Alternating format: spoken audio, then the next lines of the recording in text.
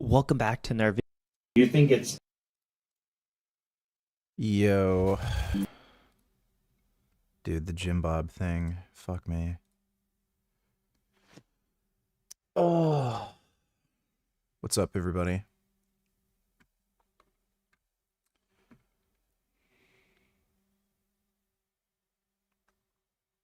The Resident Evil Requiem DLC is officially at the center of a pretty big leak right now, and it completely changes the conversation around what Capcom is planning for the future of the story. Ever since we got it announced, the community has been totally obsessed with trying to figure out what exactly is going to happen in this upcoming story expansion, but instead of another rumor, there was apparently an accidental slip-up from allegedly a high credible source that confirms that Ada Wong is stepping right back into the spotlight for this DLC. And if Ada Wong is officially back in the picture, it immediately reopens the biggest and most debated mystery from the end of the base game, Leon Kennedy's wedding ring. Ever since we had that reveal, everyone has been trying to figure out who he actually settled down with. Could it be Ada Wong? Is it someone else? Well, to make things even crazier, game director Koshi Nakanishi just did a brand new interview where he I wonder if he married Ashley. directly addresses the theories surrounding Leon's wife. So we're gonna break it all down. Hit the sub button if you're excited for the Requiem DLC, and let's get into it. Okay, so let's start off by talking about the DLC leak slash rumor. This is coming from multiple sources. First, we have Spanish creator Stevie Wonder and also Aesthetic Gamer Dusk Golem talked about it as well. Both of them took to Twitter to confirm something huge regarding this upcoming DLC for Requiem. Now, what makes this, situation really unique is actually how the information got out. This wasn't a data mine or an anonymous source. This actually was a mistake made publicly by someone with direct ties to Capcom. Now, I don't know who this person was, but I'm going to take their word for it. This is apparently somebody that is close to Capcom. So Dusk Golem said on Twitter, shout out to him. He said, okay, so I sat on this for a bit and thank you to Stevie Wonder for bringing it to my attention. There was a slight slip up somewhere. It's an unintentional leak. This wasn't from his sources, he said, but Ada Wong is very likely in the Resident Evil Requiem DLC. That's all the context. It's not my claims. It's from something that went public a bit accidentally. I think it was an honest mistake, so I don't want to get anyone in trouble, but yeah, paints Ada being involved in Requiem's DLC in some way. Now, Stevie Wonder, the person that discovered this leak, he said this on Twitter. As we said in the previous Drycast official podcast by Mr. Dry ES, it's very likely that Ada Wong will be in the DLC for Resident Evil Requiem. As we mentioned, and as Aesthetic Gamer points out, no further details can be given. Now, somebody responded to Dusk Golem and said, I'm curious what kind of leak it was, to which he responded, yeah, the problem here is it was in public. Giving a hint points directly to who leaked it, who has ties to Capcom, and it honestly appears to be a mistake. The only thing that had come to hinting it is it would get the person in serious trouble for a mistake. Now, Stevie Wonder also was asked about the source, to which he said, we cannot, and you will understand when it's official, both for the confirmation of the leak or if it turns wrong, not fake, wrong. Also why we cannot say. And then he said, the source is direct. Somebody then followed up and said, is there anything else you can say about this leak that doesn't affect you or the other side? To which Stevie Wonder responded, she may be there. We do not know the role. The source is legit and direct, and it can be true due to a slip, or it can be wrong due to a lapsus or mistake, but never fake. We will see. To which there was a follow-up that said, just one question, if you can answer it. Do you know if there's any other information that mentions answers? Like if we might get an answer to something in this possible DLC, it could be anything. To which Stevie Wonder responded, the point is that this thing was so accidental that we do not know anything else. It came by accident, literally. Now, Dusk Golem was then asked some questions regarding this leak as well, to which they said, the leak is definitely real, like undoubtedly real, but to see how it comes together, I don't have a good grasp of RE9's DLC at all or what's in it, but this specific thing is an actual mistake someone slipped up with. There was then a follow-up question that said, so you think she will 100% be in the DLC after this leak, or is there chances of something changing? To which Dusk responded, I can't say 100% since I don't have any real serious grasp right now on what RE9's DLC is, but it is 100% true that someone with ties to Capcom slipped up and might have spilled the tea a bit on accident. So yes, it is still in the territory of like leak slash rumor. I would take it with a grain of salt at this point, but what it sounds like is they're telling us that someone closely affiliated with the team or, with Capcom accidentally spilled the tea on Ada Wong's involvement for this new DLC. Again, things might be different, things might have changed. It really is hard saying. Now, if Ada Wong is officially stepping into the spotlight for this story expansion, it immediately immediately sets off some alarm bells regarding Leon's current situation. Resident Evil Requiem really split its narrative beautifully between the newcomer Grace Ashcroft, giving us that pure like horror experience, like survival horror at its absolute best. And of course, Leon Kennedy brought RPGs, tanks, freaking ray guns, all that stuff just to be able to, DLC. Is it likely that we are going to hear more about Leon's backstory in his personal life? The dynamic between Leon and Ada has been a core pillar of the franchise for a long time, like for years, decades. Requiem showed us a Leon who... Nah, Ashley in the remix, the hottest RE character. I could see if you're really into Asians, but Ashley... she's kind of a fucking babe in the remake, dude. Has fundamentally changed. Bringing Ada Wong back into the fold, like right after we learned that Leon is married, is a deliberate narrative choice, and they're teasing everyone. You can't put Ada Wong and a married Leon in the same storyline without addressing the elephant in the room, and that is she the one who is married to him, or is she showing up to complicate his new life with someone else? Well, this brings us directly to the man in charge, Resident Evil Requiem director Koshi Nakanishi. Now, Eurogamer recently sat down with the director, and the debate over Leon's wife has gotten so loud that even Eurogamer asked the question to try to settle the debate once and for all. Now, surprisingly, Nakanishi actually responded. He didn't give a straight name, but his quotes are pretty revealing. Now, speaking to Eurogamer, Nakanishi said this, and I quote, "The answer will become clear someday, but not just yet. What we wanted to convey in the final scene is simple. Leon now has a place to go home to, and we hope you can imagine the peaceful moments he spends there." Well, let's pause and talk about that first sentence. The answer will become clear someday, but not just yet. He isn't saying it's a permanent mystery. He's outright telling us and confirming that there is a definitive answer and an actual canon truth to who Leon is married to. And Capcom is simply waiting for the right I have a funny feeling it would be Ashley. moment to reveal it. Nakanishi then continued on, giving us a deep dive into Leon's mindset. He told Eurogamer this: "Leon is a man who says very little about the things that truly matter, but he would sacrifice himself without a second thought to save a life right in front of him. So what does that ring signify? Resolve or a vow?" Which is something that I didn't really think about. Like, it is an interesting way to frame the ring. Like, asking if it signifies like resolve or a vow, Nakanishi really is opening up the door to the idea that the ring might not even be a traditional marriage. Could it be a promise made to someone he lost, perhaps a symbol of a new life he's trying to protect? Or is it a literal vow of marriage? He then finished off his statement by saying this: "He may never voice the answer himself, but for now, after finishing the long battle, he has a place to go home to. Isn't that enough?" Now, whenever it comes to the narrative aspect, like, that is a beautiful send-off for this character who's been through absolute hell and back. But from a fan perspective, no, that's absolutely not enough, and Capcom knows it. Koshi Nakanishi knows exactly what they're doing. This is them deliberately teasing the community. There's no ands, ifs, or buts about it. But now the question really becomes, when is someday? Could that someday be for the Requiem DLC? If Ada Wong is confirmed to be in this expansion, exploring Leon's personal life alongside her appearance would make perfect sense. Imagine a DLC where we play as Ada Wong working behind the scenes, and then the narrative explores her current relationship with Leon. If they're married, this DLC is the perfect place to confirm it. Now, if they aren't, the DLC could serve as like the emotional closure to their decade-long dynamic, finally explaining why Leon moved on and found his current place to go home with someone else. Now, I do think we have to look at this from like a franchise perspective, because revealing the identity of Leon Kennedy's wife could be a massive like marketing point. They might just be playing coy right now because they're saving that reveal for a future mainline game. As much as I want this new DLC to answer the question, I think a part of me, kind of thinks Capcom might hold on to this secret until RE10 or RE11 or, whatever they decide to do in the future. But with Ada Wong slipping into the DLC, the chances of getting a breadcrumb of truth are a lot higher than I thought. What the DLC is only half the battle. Like, it's not going to be ready for the early summer release window. But whenever it... Well, that's interesting. Okay, Wes Watson arrested again. A woman, the same one that he proposed to just the other day. He beat her down. He held her captive. And all of this while his bitch-ass security guard and butler, those little bitches, sat around and watched and did nothing to stop it. The state of Florida has come down on him hard with 5 felony charges. And let me tell you, looking at these charges, that little Peggy bitch, he's not gonna be getting out of prison anytime soon. Wait until I tell you this story. This guy's an idiot. So you guys remember just the other day, I showed you Peggy. Dude, it's bad enough getting accused of beating your girlfriend. If you beat your girlfriend and you have face tattoos, that becomes a much bigger fucking problem for you, let me tell you.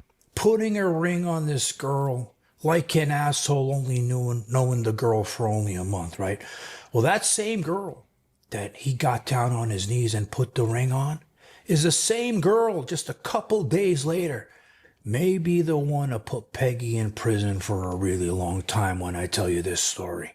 Now, before I tell this story, I want to say, Danny, a fellow journalist, right? I'm going to put the link to her video in the comments because she's the one who broke this story. Days prior J to Mango, Peggy or getting Mangu, arrested, what's up? right? We're, going to the place where we all know he belongs. She called me and she told me the situation with Megan.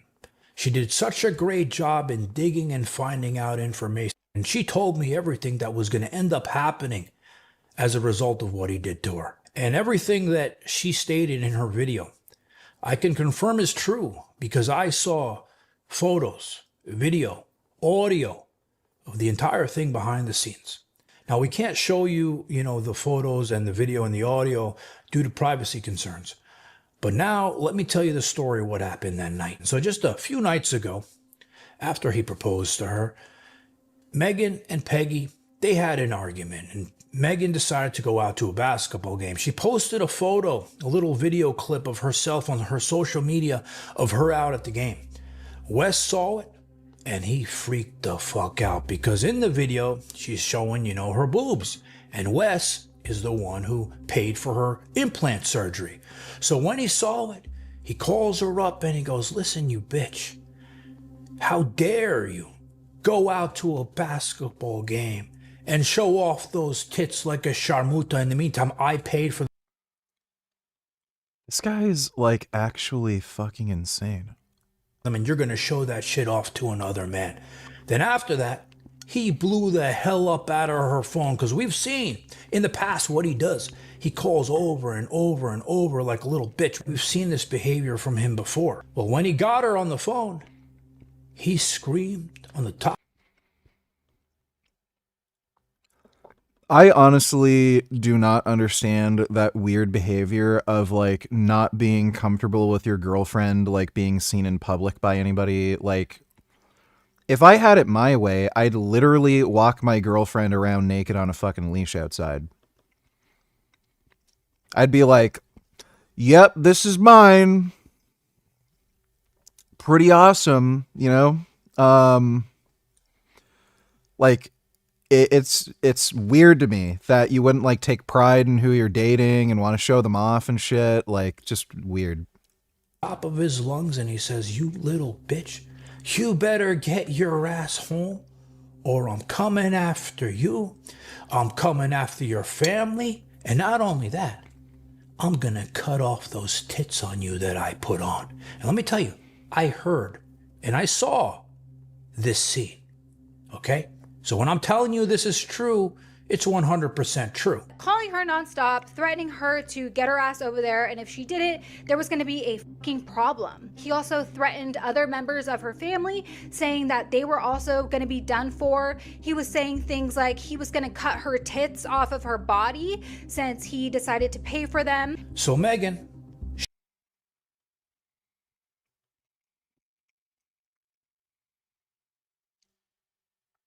Literally just for wearing a low-cut dress. I hope this guy just gets put away. Like, he's kind of a fucking asshole. Would you want to live in a society where all men walk their women naked on a leash? I think I'd prefer to be the only one with that privilege. she gets home. I wish she hadn't gone back to Peggy's house that night because it could have avoided this whole situation. But if you think about it, we all know in the end, this shit could have happened when you're dealing with Wes Watson. So she gets home and they continue their argument. Peggy gets really pissed off. He's trying to steal that ring back, which he ended up getting charged for, right? And they end up in a fight.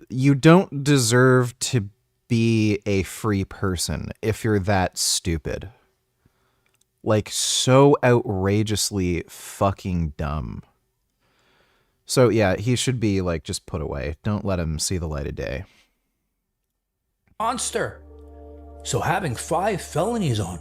And if you look at the court documents here, under the bail status, they have him listed as a high bail amount or a flight risk. But still, we don't know if he's even going to get bail because he hasn't seen the judge yet, which we're going to find out. Personally, I don't think he's going to get bail on any amount of money, considering he's got 5 felonies and the other case going on. And I'm going to close by saying something, okay? This whole scene, I heard him, I saw him, okay? And this guy's a fucking animal. And the threats he told the family, the girl saying, I'm going to cut those fucking tits out. I mean, we've seen him act like an asshole all over social media. 21st, only $2. This is why they call him Sugar Boy.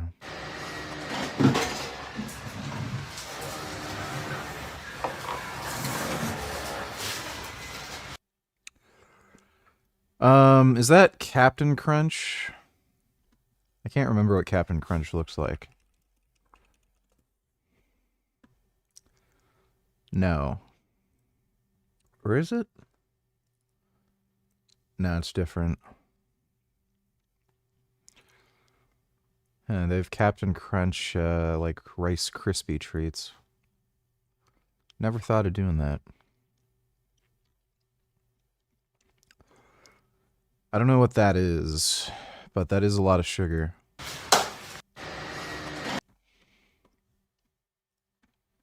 Welcome to my kitchen. What time is it? It's 9 o'clock. So my kitchen drawers. And then we've got this. Welcome to Australia, mate. Look at that. Redback spider. Whoa. Is that Black Widow? Big. Mama. See what it does.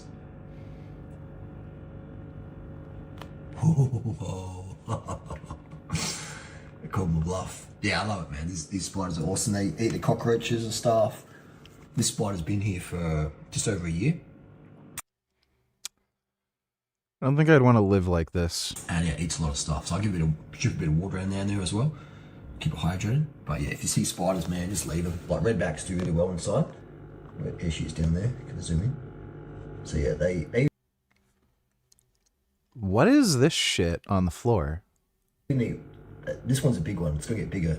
They even eat like small mice and stuff, man. So you know, cats.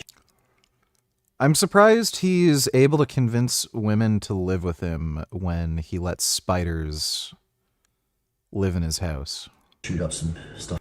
Is this like an Australian thing where Australian women aren't afraid of spiders, but like all other women on the planet are afraid of spiders? I have to ask Pat that. She'd know.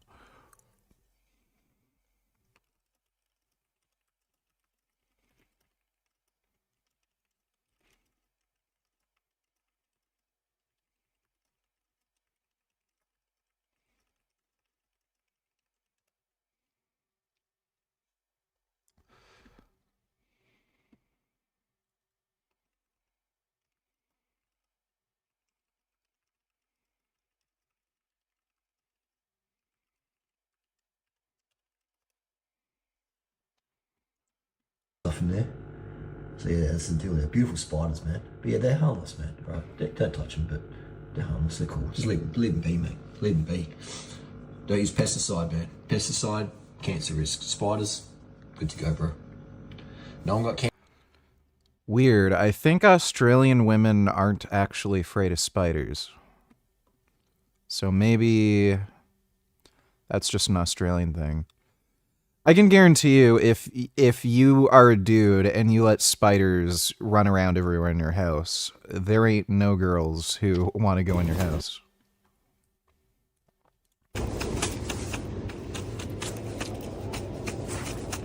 It's a nice pigeon.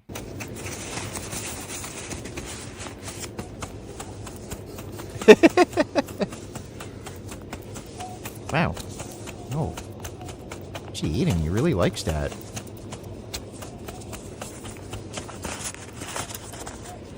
I like pigeons. They're nice.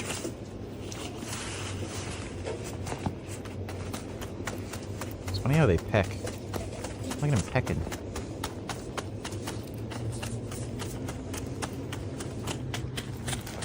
When did I poop last? I think I had a poop this morning.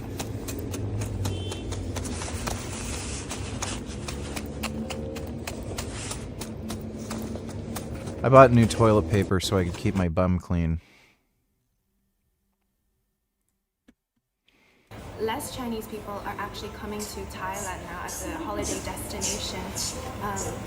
Like the numbers have decreased drastically, even though there's still a few million coming. And I was wondering what the reasons were. And they were explaining the prices have gone up, securities, there's been like scam stuff going around, so that scared away some Chinese people. And then also saw in the comments of that TikTok video saying that Thailand thinks they're like #1 for holiday destination, so they haven't put a lot of effort. They haven't put more effort because there's already sort of people talking about Thailand. Oh, Thailand, this, Thailand, that. But the upcoming countries are, you know, Vietnam, Myanmar, maybe not Myanmar, Singapore, Korea, Japan, who are coming up above Thailand now. More Chinese people are actually going to Japan. Actually, not just Chinese people, but yeah. Prices here are going up, and actually in China, because people are maybe earning less money or there's a economic whatever, less people are going to Thailand. China has actually made a space for Chinese people to experience Thailand in China, so they don't have to travel around. And they've built these temple like areas. You can take pictures like as if you are in Thailand. Do you scrub your hole in the shower? Yes, I wash my hole in the shower. So that Chinese people don't have to fly to Taiwan just for the experience. Yeah, 21st sent me their OnlyFans vids and made me watch. I was kind of surprised. DurianRider is very lazy when he has sex. For a guy who likes to run and bike so much, I was surprised how he's very passive and kind of just sits back and lets the girl do whatever. It's pretty gross.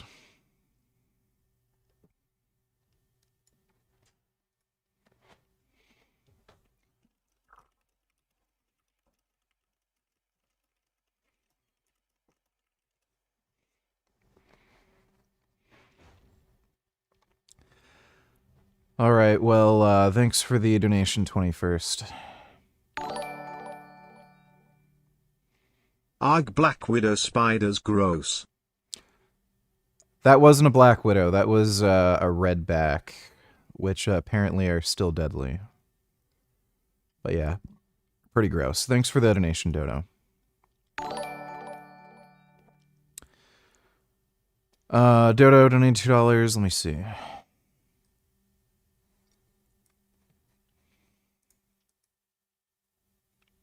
Billionaires, voters over billionaires, voters over billionaires, voters over billionaires.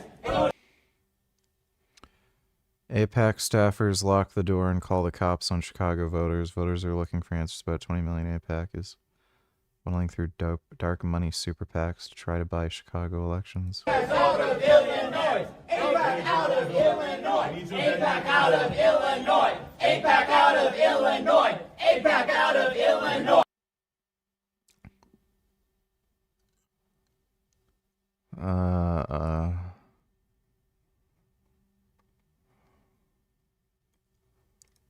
I don't know what the fuck that is. U.S. Army is very close to fully fielding its first hypersonic missile. Lieutenant Gen Frank Lonzo says, with initial batteries expected to be operational within weeks. This comes despite Pentagon assessments that additional testing is still needed before deployment. That's kind of cool. From what I understand, one big problem with hypersonic missiles is that because it takes time for the explosive to actually like explode, it's very difficult creating an explosive that will actually detonate at a proper speed and time with some of those missiles. Missiles is cool. Missiles go far and go boom.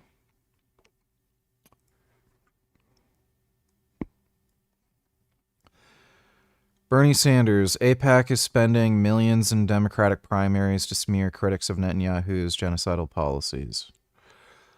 So tell us you're a gay retard without telling us you're a gay retard. It's time to kick AIPAC and other billionaire-funded super PACs out of Democratic primaries.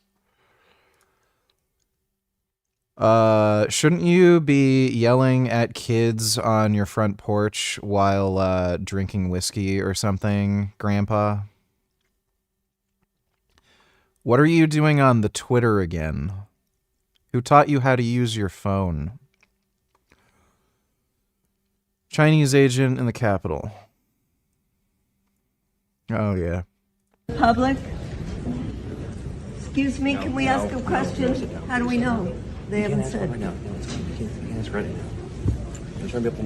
So I have a question that I'm posing, which is, we just had a 2.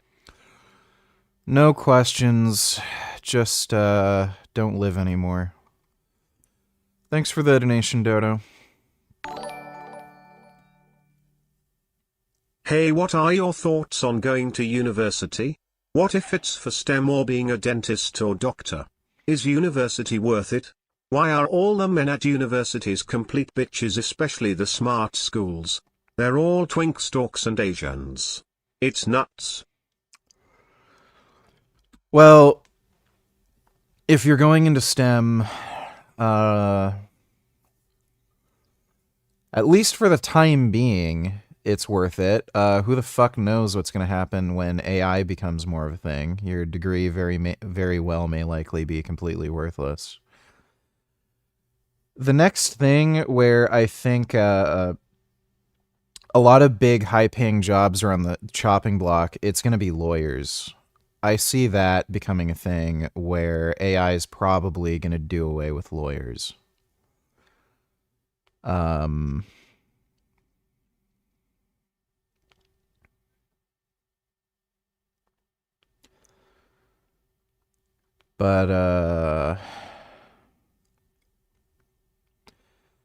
Yeah, for the time being, if you're going into STEM, yeah, university's worth it.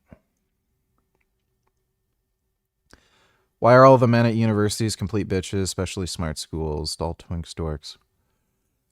Well, I mean, universities are just fucking gay at this point. Like, it's just, they're just communist, you know, shitholes. So, who do you expect to go there? Thanks for the donation, though, Pika. There's no right or wrong answer with, like, school necessarily being worth it. Like, you have to look at it like this, too. I've seen some doctors talk about how it wasn't worth it for them to become a doctor because, like, the amount of debt they had to take out just to go through school, and then they end up having to pay off that debt over the course of, like, 20 or 30 years. So, like, their life doesn't even really start, like, becoming debt-free where they have any real true wealth, where they're not, like, some fucking wage slave, basically, where you just have to focus on paying off your debt for, like, a couple decades. It's kind of crazy. So, it just kind of depends on what you want to do with your life, really. It's all a pee-pee poo-poo bum-bum, Thanks for the donation, though, Pika. Dodo donators, they expect it to go on a long time, huh?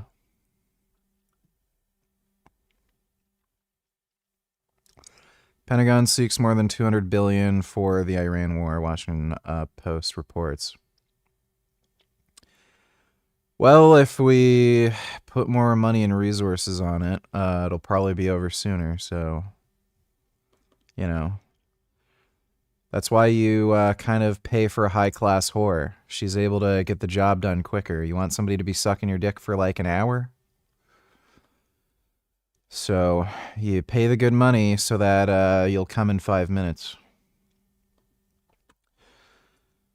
What's this? This man bet his life savings in a prediction market wager against Doge. All $342,196. Alan Cole is a 37-year-old tax economist. This man bet his life savings in a prediction market wager against Doge. All $342,196. Alan Cole is a 37-year-old tax economist in Washington with a mortgage and a young child. He considered himself a plain vanilla investor until Elon Musk's Department of Government Efficiency came roaring into Washington last year. Suddenly, wow, he was sure of himself. There were people willing to bet that the world's richest man would transform and shrink the federal government. Cole took the opposite position. If federal spending in each quarter of 2025 exceeded federal spending in the fourth quarter of 2024, he would win big. In Cole's analysis, that was basically a guaranteed win. Even if Musk cut federal contracts and shrank the federal workforce, which he did, the government still has rising costs for Social Security, Medicare, and interest. And that left no real plausible path to overall cuts in federal spending. Cole bounced his thesis off of other people in Washington's fiscal policy community. He consulted his wife and got her on board. Then he took the lead. The government published the final figures on February 20th, and it wasn't even close. In every quarter, spending rose above the target, just like he had predicted. Cole collected $470,300 for a profit of more than $128,000. Wow. It was that easy. Or 37%. As he told me, there's a little bit of that feeling of vindication. Jeez, that is fucking badass. Save this and cite it in your debate with Destiny. U.S. assesses China not planning to invade Taiwan in 2027. Oh, yeah, I'm saving that one. Oh, that is so fucking good. Yes, that is so good. Get fucked, fucking cuck. Venezuela, Iran, yeah, right. That's why we do it. Thanks for the donation, Dodo. Human supremacy can suck my ass. Only $2. She's pretty cute. Your thoughts? Let me see. Happy Fun Fit Friday. Let's pick out a fun fit to wear today. I want to start doing Fun Fit Fridays because I need to challenge myself to wear something fun at least once a week and something that I don't wear very often. So let's try and pick out No. a fun outfit. I just found these shorts in my She looks like somebody who is older than she is. drawer, and I think I want to wear these today. I haven't worn them in forever, and I feel like they're perfect for Valentine's Day. Shorts are on. Now I need to pick out a shirt. I ended up just picking out a white shirt because the shorts are already kind of... I'll show you what women should wear for Valentine's Day.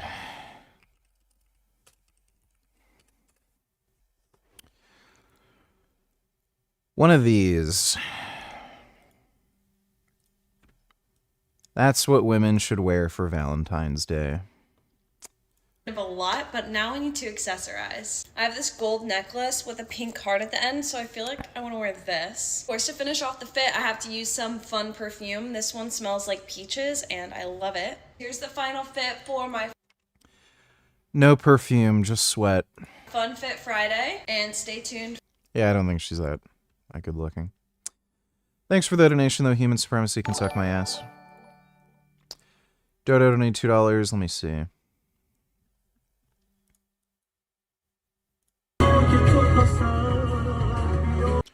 Majority of Iranian national football players who had sought asylum have decided to return home after threats reportedly made against their families. Yeah, that's what the Iranian regime does. And again, that's why Trump's fucking based.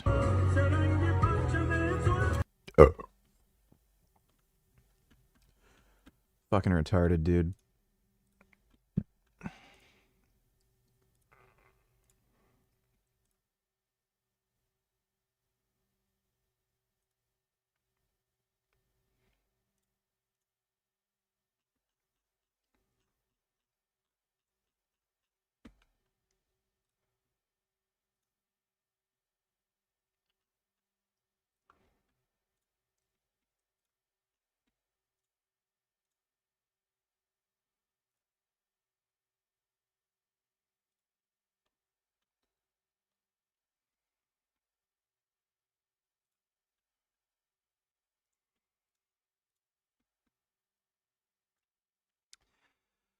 Trump can't blockade love. There are millions around the world who love the Cuban people.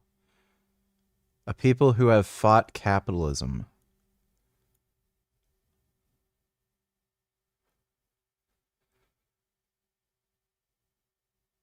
I don't know if there's... Well, like, the amount of Cuban athletes that have fled the country... Like, I think there's more people from Cuba who have literally tried to become superstar athletes just to get the opportunity to compete internationally so that they could leave Cuba for good and claim asylum somewhere else. There have been, I'm pretty sure, like, one of, like, the entirety of one of the Cuban teams for, like, the Olympics, I think they, like, literally all left. They never returned to Cuba. I know there's also been a few Cuban baseball players who just left. They never returned to Cuba. They just disappeared, and then they claimed asylum, like in the United States and in Europe and shit. They fucking hate communism. They're all fucking poor as shit, and they live under a fascist dictatorship. They hate it. Like, they try to fucking build boats out of, like, fucking banana peels so that they can make it to fucking Florida and get the fuck out of Cuba. Fought imperialism, apartheid, and Zionism. Like, what the fuck are these... Code Pink are just such a bunch of fucking tards, dude. I would demand that my military join forces with Hezbollah to defend my country. That's what I would demand. But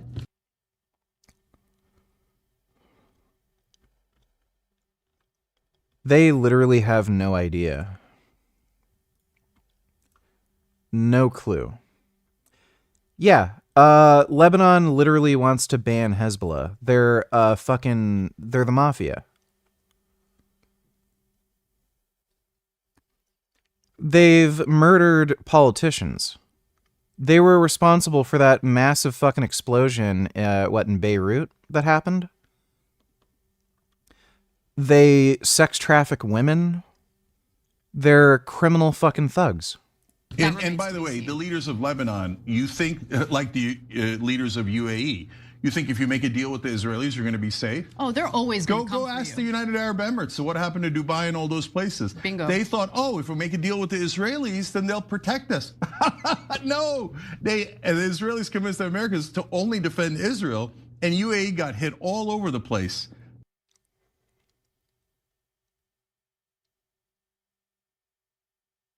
They don't know where these countries are on the map.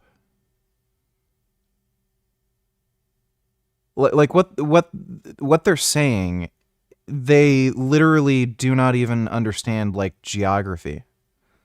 They couldn't find any of these countries on the map. They're that stupid. And their pact with Israel only screwed them over. And these idiots in Lebanon, not the Hezbollah, but the leaders, are like, oh yeah, if we just help them kill our own people, then later they'll be not. I don't know what the fuck they mean, kill their own people. So, first of all, Hezbollah's a Muslim terrorist group, and Lebanon was majority Christian. So, like, it's weird that they're saying kill their own people. And again, they're trying to ban Hezbollah. Nice to us. No, brother, after they take southern Lebanon, guess what they're going to take next? Northern. The Young Turks are, they should not be allowed to do news.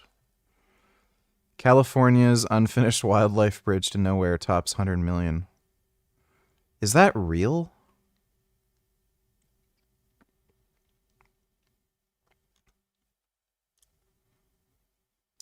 Yes, it's real.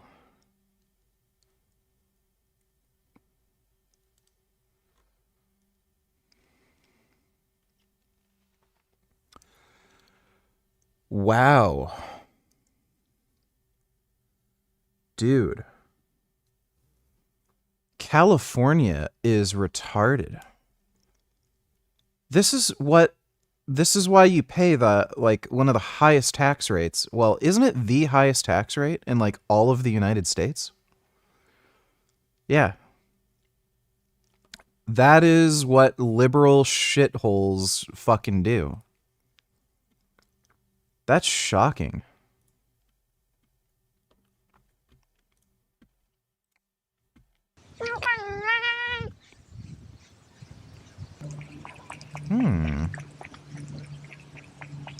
Water. My goodness. He always does this. He always scratches trees.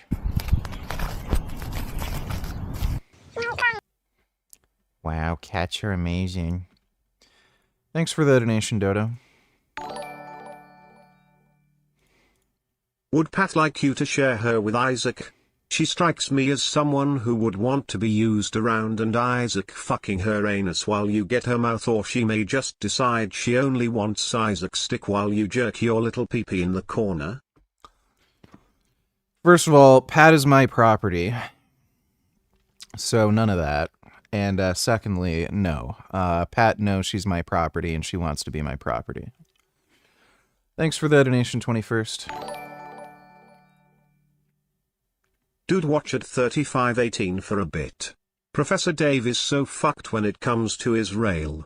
You think he's a communist, or would you not go that far? Hey.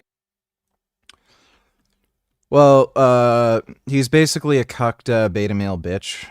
His wife is Palestinian. That's where that bullshit's coming from. Way at the bottom, we have one voice of reason. Until there is any evidence of these anti-Semitic rants, I'm just going to assume he was criticizing Israel's deliberate deception and genocide supporters jumped on him. Many such cases. Ding, ding, ding. This user gets a gold star. What is the real reason for this Reddit thread? It's given away by referencing my Twitter activity surrounding the early phase of the current genocide Israel has been committing against Palestinians.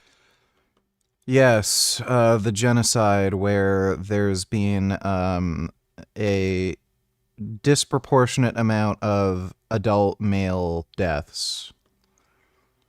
Right, because that's what you'd expect when you're indiscriminately killing people. You'd primarily target adult men who are military age. For the past 2.5 years. I had my Twitter account suspended because I was spending large amounts of time countering. So, I don't even have to listen to this bullshit. This guy's an anti-Semite, and he knows he's full of shit. He's made videos that are kind of contradicting the whole Palestinian narrative.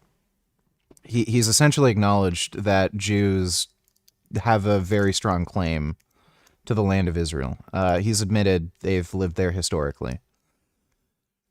His wife is Palestinian. He's a beta male cuck bitch. His wife wants him to say anti-Semitic bullshit, so he's a good little puppy for his wife and does what he says like a good little bitch. That's all there is to it. She's probably gonna break up with him and leave him at some point. But yeah, we know the whole story. This guy will not debate this topic, by the way. I've challenged him to a debate. He saw my message. Never responded. The guy's he knows he's full of shit. He's not a dumb guy. He knows he's wrong, and he will not defend his position in a debate. So he's just an anti-Semite, and he's knowingly and willingly spreading anti-Semitic propaganda because that's what his wife wants him to do. So, yeah, he's a piece of shit. And, yeah, he's absolutely a useful idiot. Thanks for the donation, Unicorn Jizz. Media. But this one was on a completely different level. And let me tell you, you go to prison, anyone will tell you, you don't want to be a PDF file, and you don't want to be a woman beater. And let me tell you, they're all waiting for this asshole there, because if you don't think they know what this asshole's been up to, he served before 8-9 years in prison. He goes this time. It's going to be a different story for this asshole.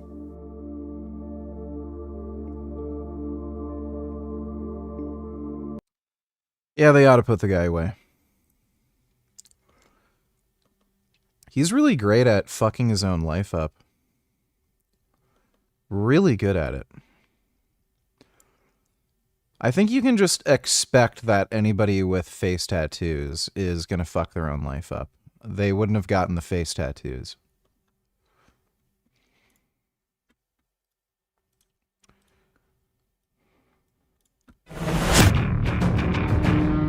I don't know what the case is that this is good for the United States. I don't even, no one's even attempting to make that case. So stupid. Skip the introduction. Joins me now on Uncensored. Tucker, how are you? It's such a serious topic, and then you play the Ted Cruz clip, and I laugh. He already took me on head-to-head last summer. I'm not running for president, so I don't know why he would be running for president against me. But thank you. And Piers, as I have said publicly a number of times, you have been, even though we disagree on a lot of core issues, you have been a champion for free speech for years, especially as free speech, the allowable window of free speech shrinks, and you've been one of the world's great champions of it. So I'm not surprised that you're getting attacked for that. But good for you for what you're doing. Thank you. Well, we're going to come to some of those attacks a little later. Just in relation to Ted Cruz, I mean, I watched that interview that you did with him where he had no idea how many people live in Iran. And as you rightly pointed out, that ought to be probably a basic prerequisite of knowing about a country before you may wish to, for Pat is my girlfriend. I love Pat. example, attack a country. And it may be that him now responding in the way that he is because you embarrassed him so much that day. But in relation to his claim that you are the single most dangerous demagogue in America, how do you respond to that? Well, I'm honored that I beat Mamdani and AOC and the entire Democratic Party. I mean, this is a conservative Republican senator from Texas telling you that I am the most dangerous. Well, why is that? I have no allegiance to any foreign country, only my own, the one in which I was born, unlike Ted Cruz, who's from Canada. Why would I be the most dangerous? In fact, I'm not a demagogue. I don't seek to divide people. It pains me to see people divided. It's against my religion, and it's bad for my country. He's mad at me, well, yeah, because his interview didn't go well, as you said. That's true, I think. But he's actually most mad at me because I'm criticizing our alliance with Israel. And I'm not doing that because I'm getting anything out of it. I'm certainly not. Or because I hate Israel. I don't and never have. But because I don't think it helps the United States. And I've been saying that for the last year to... Clearly helps the United States. You can just see what's happening with China. Increasing irritation from agents of Israel like Ted Cruz. And now this war kind of proves the point. Unfortunately, I wish we hadn't come to this, but... Honestly, I hope a war with China never breaks out. That'll be really bad for the steroid market.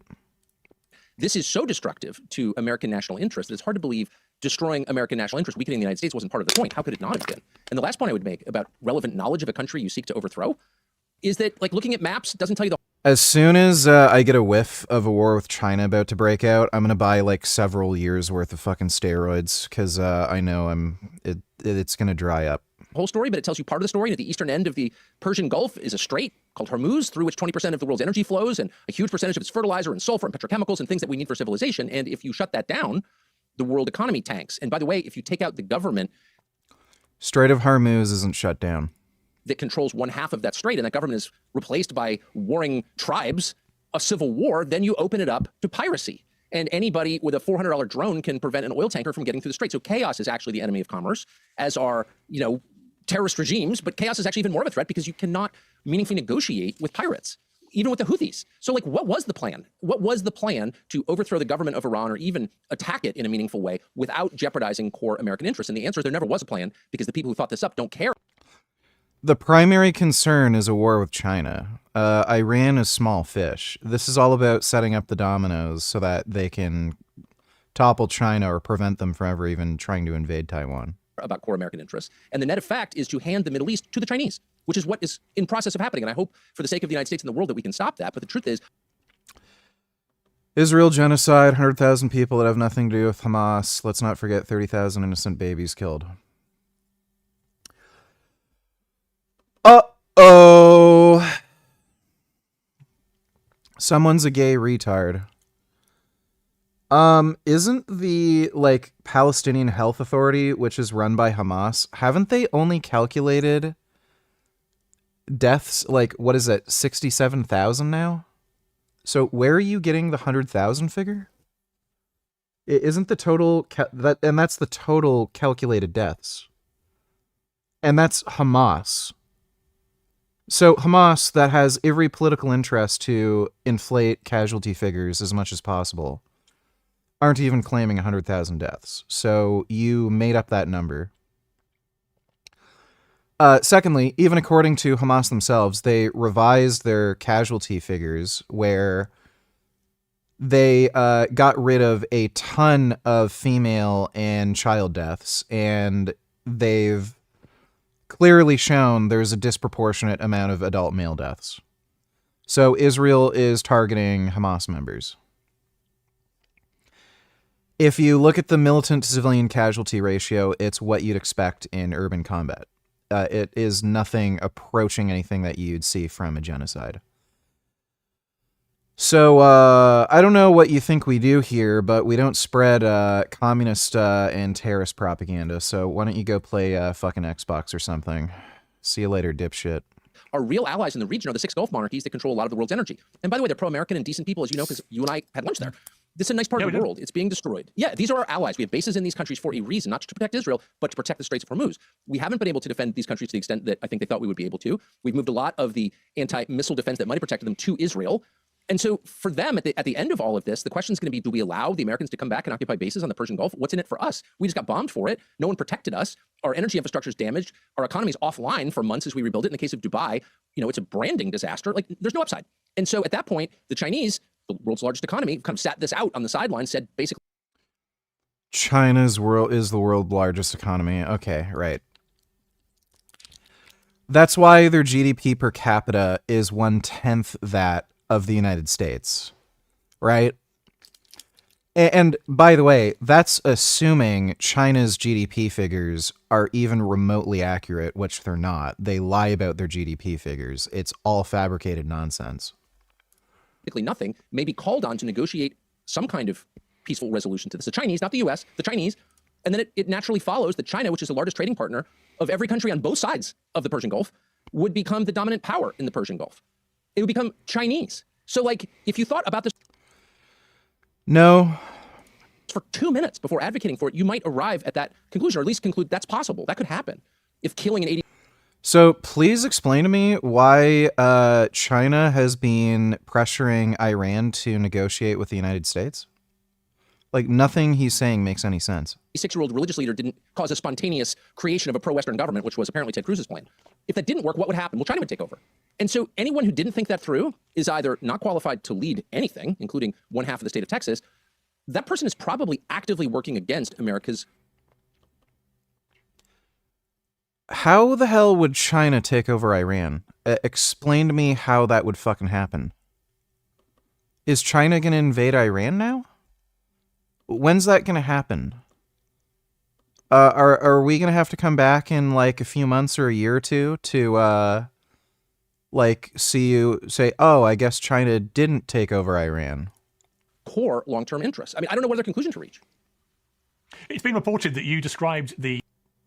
Did you hear Pakistan struck a hospital in Afghanistan? Well, I know Pakistan's at war with Afghanistan. I didn't hear them striking a hospital. Who cares? Just let the dum-dums just, blow each other up. The attacks, when they first happened, as evil and dangerous. Is that true? And is that a reflection of how you felt in that moment when you heard it had finally happened? I got a text from someone I've known for many years right when I woke up and said, what do you think of this? And I said, evil and disgusting, actually, is what I said. And I wrote it to John Carl, who's a reporter at ABC News, who I know. I don't even know if there really are hospitals in Afghanistan because, like, one, there aren't any female physicians. They're not allowed to be doctors. So women can't even get medical treatment because that would mean somebody would have to see their boobs or something. And all the dudes there are gay, so I'd imagine guys are just going to the hospital to get their dick sucked or some shit. They also have trade restrictions, so they can't even get medical supplies. I don't know how meaningful it is that Pakistan bombed a hospital. I would, like... Pakistan isn't the most moral country or anything, but like I would imagine if they bombed a hospital and it was deliberate, it probably wasn't a real hospital. Known since the early 90s. I had no idea this was some kind of on-the-record thing. He immediately went on breaking news and reported that. I had no desire to get that out there. I want to present my views in a more cogent, thoughtful way than just growling right when I wake up in response to the news on my phone. But yes, I'm not running away from what I said. That was my initial reaction. I thought this was a disaster for American interests. I thought that for many years I've advocated against this way. I advocated against a war in Iran. Dude, I was surprised. Gas is so fucking expensive now. It literally doubled. I had to pay $20 for just 10 liters. So now filling my bikes up for a full tank is $40. It used to be $20 for a full fill up for me, but now it's 40. Like, holy fuck. It's like paying car prices for gas for my motorcycle. But if I had a car, holy crap. That would be like $120 for a fucking fill up. Just nuts. Maybe 160, depending on the tank. But yeah, that is just crazy, crazy expensive. Why do people take Tucker Carlson seriously? Well, that shows you just how dumb everyone is. People take Tucker Carlson seriously. People take Code Pink seriously. People take the Young Turks seriously. I didn't even take my fucking weed gummy yet. And I feel weirdly relaxed. Really, really weirdly relaxed. I thought I took it, but I didn't. It's still there. I don't think I should do it, because I feel really, really relaxed. To a weird degree. Like I could just melt right now. I feel good.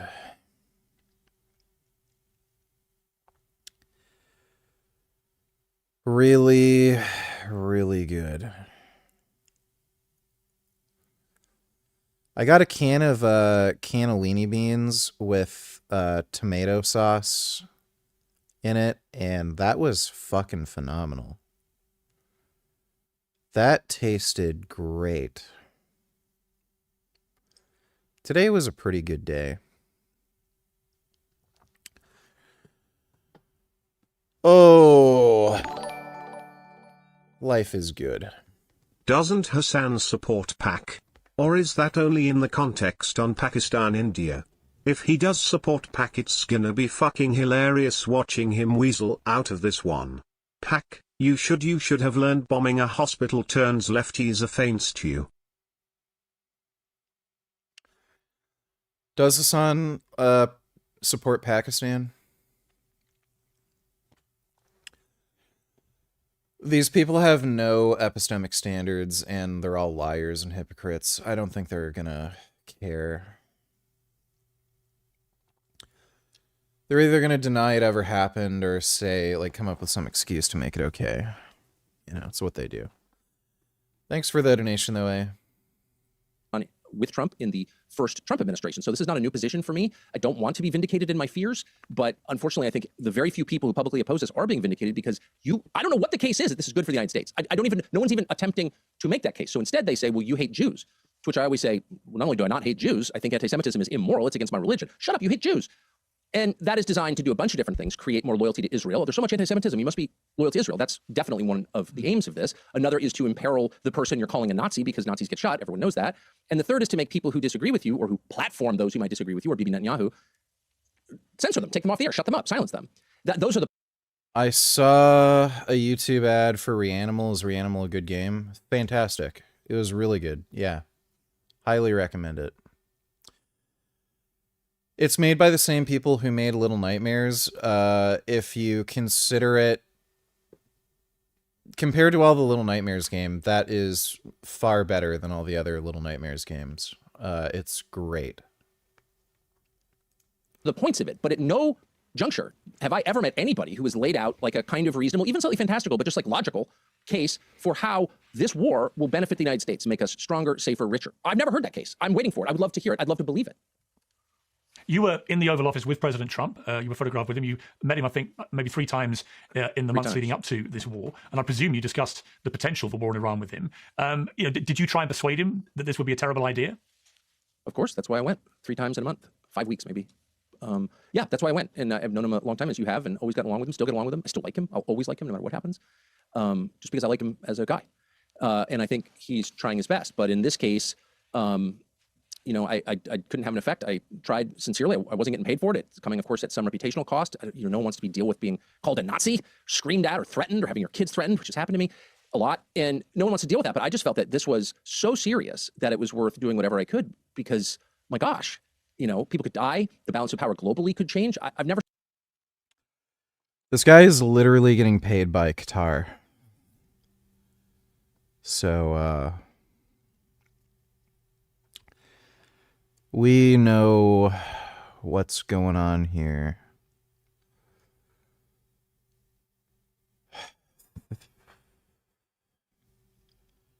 It is so silly that we even have to talk about this.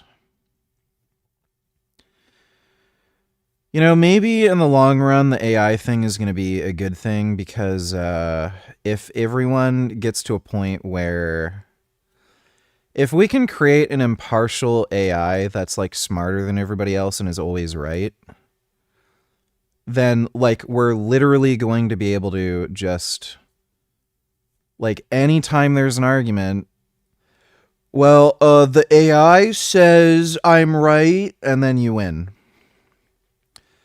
That'll be pretty cool. That would actually be really useful. Never supported the idea of an American empire, but we have one, and it's in retreat, but there's a way to manage that that's not damaging or profoundly damaging to the United States, the country that I actually live in, that I was born in. And this is not the way. Hey, Joelington, what's Wars up? accelerate trends in progress. They bring massive and unexpected change. Every war does this. It's the nature of war. The second people start dying, all kinds of things you never anticipated will happen. And you can't control them. You lose control of the process. I've covered wars. I've certainly watched a lot, read about a lot. I'm not an expert, but I try to apply obvious lessons through history to present-day realities. And that was the first thing I said to the president and anyone else who would listen. Once this starts, the world is going to find out exactly how strong we are, which is not something you necessarily want to reveal. An implied threat is much more effective. In other words, like, if we're squaring off for a fight and you look huge, you've been lifting a lot, I'm afraid of you, but I don't really know what you're capable of until I hit you or you hit me. And then we find out, and maybe it turns out you have no heart, and you lose. I mean, war is kind of the great reveal.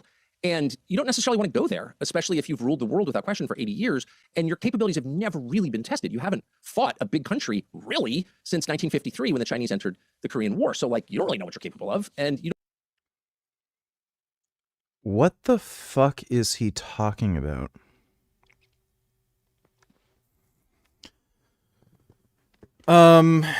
Even like, even wars that are considered like objective losses, like the Vietnam War, you can just look at the attritional losses. Like if you're just talking about pure attrition, like if Vietnam was Call of Duty, the United States won team deathmatch. Like they might have lost the like if it were capture the flag or domination or hardpoint or something. Yeah, America lost, but if it were TDM, America won TDM. Like there's the Iraq War, like the first Iraq War, just objective W, like no question, just easy W. And then the second Iraq War, again, the Iraqi military was defeated within a matter of days. I tested HIV positive in 1987. If I had truly given into inclination to make things simpler, I would not be here today. I have done and seen amazing things. Would love to see you post more on OnlyFans with that lean figure you now have, by the way. Steam locomotive emoji, smiley face emoji, steam locomotive emoji. Well, I hope your HIV's gotten better since then. I'm living with Isaac right now, so I don't have as much privacy as I used to, so you might have to wait a while before I post anything on OnlyFans, but thanks for the donation, James.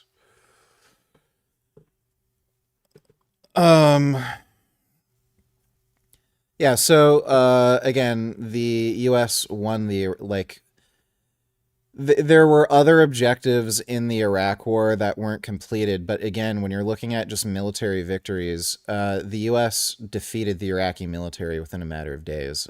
Like, the technological superiority the US had over the Iraqis was just crazy. And that absolutely prevented China from invading Taiwan because they saw what America did in the Iraq War and they realized, oh, we have no fucking chance. What else is there? Like, I guess in more recent times, the operation in Venezuela, that was just god tier fucking annihilation. Just waltzed into their fucking country, stole their fucking president, put in a puppet president. Have a good day, sir. Go fuck yourselves. Absolute W. And that's when Venezuela was gifted Chinese and Russian air defense and missile systems. They couldn't do anything. Like, what the fuck is Tucker talking about? It's just so stupid. You don't really want to find out. Let's not find out. How's that? But I lost, so, as you can see. Did you, when you were If you're ever down, I could make you positive too. Smile, I would love to give a strapping young black man my toxic load and get a phone call from you telling me you're shivering and experiencing symptoms. Do you think you'd ever want that? Embarrassed smiley face emoji, aubergine emoji, nervous sweat emoji, steam locomotive emoji, steam locomotive emoji, steam locomotive emoji. No. Thanks for the donation, James. talking to him, Tucker, did you get a sense that he was on the fence about it, that he was potentially persuadable, or did you feel that he was minded to do it, notwithstanding what you were trying to persuade him to the otherwise? Well, this was over the course of a month, and that included, so I went there 3 times, but I also talked by phone a bunch, and with him about this. And a lot of other people did too, to advocate for it. A lot of people, I don't think many people within the White House were advocating for it, is my sense. Not that I would really know, I don't work there, but my sense is there weren't a lot of cabinet secretaries saying, oh gosh, we got to have a war with Iran. But there were a number of people from the outside who were all sort of visible, you kind of know who they are, donors and advocates for Israel who were advocating for it. And my sense is his view started to change, well, obviously it did, because he did it, but at no point did I detect an enthusiasm for it. He didn't seem eager to do it. He didn't want Iran to have nuclear weapons. That sounds fair. I don't have a problem with that. I don't want anyone to have nuclear weapons. I want Israel to have nuclear weapons. I want France to have nuclear weapons. I mean, that's a pretty reasonable position. But the idea that you would go in into some kind of conflict that could very easily become a ground invasion, or who knows what it becomes, a nuclear exchange, who knows? He was not eager to do that from what I could tell. And again, people tailor their positions to the audience, but I talked to him a lot. And I never one time got the feeling he can't wait to do it. But I also felt, turned out to be correct, that there was an enormous amount of pressure on him, like enormous. I mean, clearly there was an enormous amount of pressure. Where exactly did it come from? It wasn't just from Mark Thiessen of the Washington Post, who was calling a lot to demand more killing. Mark has a lifelong track record of doing that. But no one cares what Mark Thiessen thinks. I felt strongly, and I feel strongly now, that there were forces that were forcing him in this direction. And in fact, the Secretary of State, as you said in your intro, admitted as much out loud and said, Netanyahu said, we're going to go first, and you can either watch your assets get destroyed and your people get killed in the Middle East, or you can join us. The question, though, is I thought that was really, that was really. Really? Being post, as we call it in the business, is such an amazing feeling and honor. You would like it. By the way, I'm free to interview any time this week if you'd like. We can talk about it some more then as well. Perhaps I can convince you. Cool face emoji, steamer locomotive emoji, cool face emoji, cool face emoji. I don't think I want to do that interview anymore. I'm a little nervous about that. Thanks for the donation, though, James. I think a fascinating moment when Marco Rubio said that, because it prompted Antony Blinken, the former Secretary of State, who'd obviously done his job, to then... Oh, yeah, the whole Netanyahu dragged us into it thing. If I had to guess, that was probably some PR shit so that, it didn't seem like, again, Donald Trump is saying he's the anti-war president and all this crap. It's probably just some PR shit. So that Trump could say, well, it wasn't really my idea. It's just something that had to happen, revealed that Netanyahu had tried to pressurize both Biden and Obama into doing the same thing, using the same pretext of, we're going to go and do this anyway, are you with us or not? And of course, in both those eventualities, the answer was no, and Israel didn't attack. I mean, do you think, knowing that now, knowing that from Blinken, do you think Trump may have got played here by Netanyahu? Well, I already knew that the Israelis had done that in the previous administration. I knew they did it in 1973 with the Nixon administration, where they threatened to use nuclear weapons against the Arabs and forced Henry Kissinger to okay arms sales to Israel. So there's a long pattern of this. and I think anyone who knows anything about the Israelis knows that they're capable of this. They're capable of great violence. They take their threats very seriously, maybe too seriously to the point where they become self-fulfilling. I mean, you could argue about it, but they don't mess around. And of course, this had already happened in this administration. In June, our bombing, the 12-day war in Iran began when the Prime Minister of Israel announced to the administration, I'm doing this week. And my question then, and I raised it, was how about no? How about no? You're a client state. You've got 9 million people. You're the size of New Jersey. You don't make operational decisions. And you certainly don't tell the world's dominant superpower what we're doing next. Like, why would you? That's like getting a lecture from your children. No. And that was my position because that seems consistent with the laws of nature. The weaker partner doesn't get to dictate terms. Like, what world are we living in? And whatever, I'm not in charge. But that was my position. I think that'd be the position of most rational people. But Israel was in charge of that war. They started it. And they were in charge of this war. They started it. So this is a difficult thing for the people who advocated for the war to deal with, because their whole purpose is not to help the United States. It's to, and not even to help Israel. It's to help the Prime Minister of Israel, Benjamin Netanyahu. If you're No, it helps the United States. Again, it weakens China. You idiot. How is China going to invade Taiwan if they have energy deficits? You fucking idiot. loyal to Israel, if you love the state of Israel, what do you think about what's happening in Tel Aviv and Haifa right now? They just had, apparently, an Iranian rocket land right next to the Church of the Nativity. Documents show Epstein's youngest victim was 11, but you said there's no sex trafficking operation. Yeah. Documents also state that Trump told some girl she's naughty and he has to teach her a lesson and then raped her all night. Like, it says that. It's an accusation. There's no proof. Like, why do you think he was never indicted for any of this shit? So, look at the indictments. Youngest girl he was ever indicted with doing anything with was like 17 years and something months. There's plenty of shit in the Epstein files that are just accusations. That's all they are. So he was never indicted with any of this. It's like look at the amount of women who make up stupid, retarded horseshit against any dude. That's basically what the Epstein files are. There's a lot of stuff that are accusations. They're FBI reports that like a victim alleges something. That's all they are. Like Amber Heard said Johnny Depp did a bunch of shit to her. Like, did you believe any of that? Like, yeah. So that's what it is. The Epstein files aren't like any kind of absolute, like, undeniable proof of anything, dude. They're just a bunch of data collected, during this investigation, and that's all it is. It doesn't mean anything in it is necessarily true. Luckily, it didn't do much damage. But this isn't helping Israel. There's no real end game for Israel here that's going to result in its long-term stability and peace. Of course not. Congratulations, you're banned. See you later, dipshit. Go do your gay retarded shit somewhere else.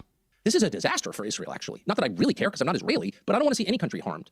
And these people are in a very tough spot because now we've left the rhetoric stage and we're in the kinetic action stage where the rest of us can just assess outcomes without mediation. Like, who controls the Straits of Hormuz in 3 years? Is there an American military base in Bahrain? What happened to the Fifth Fleet? It used to be there. Where is it now? Who's controlling the energy flows out of the Middle East? These are measurable phenomenon. They're not susceptible to Ben Shapiro being like, wagging his eyebrows at you and telling you you're an anti-Semite. It doesn't matter what he says. And so it puts them in a very tough spot. How do they respond? Well, we know from the Iraq War, not a single person is ever going to admit he was wrong, ever. Dodo donated $2. Let me see. Wall Street Journal reports that Russia is providing Iran with satellite imagery and advanced drone technology and drone know-how from the front lines of Ukraine. Help try and target U.S. forces in the Middle East. Components, modified shoot drones. Drawing on the Ukraine battlefield. Yeah, I've already heard this. So, yeah. You would expect that.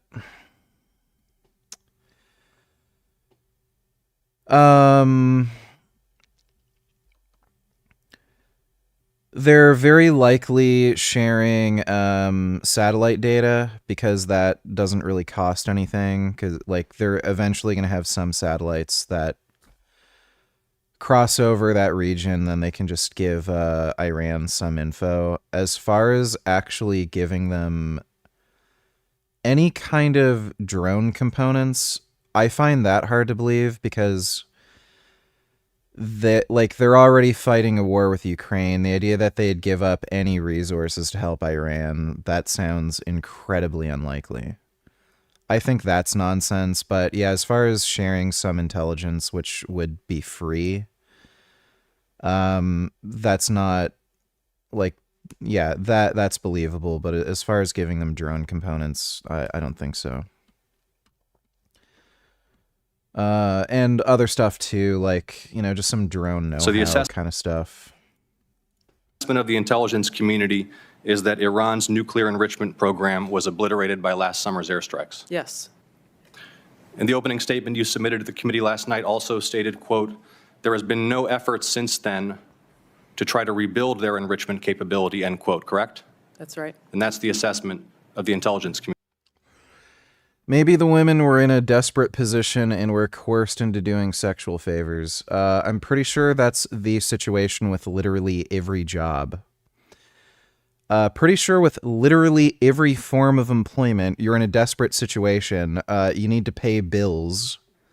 So you need to do a job.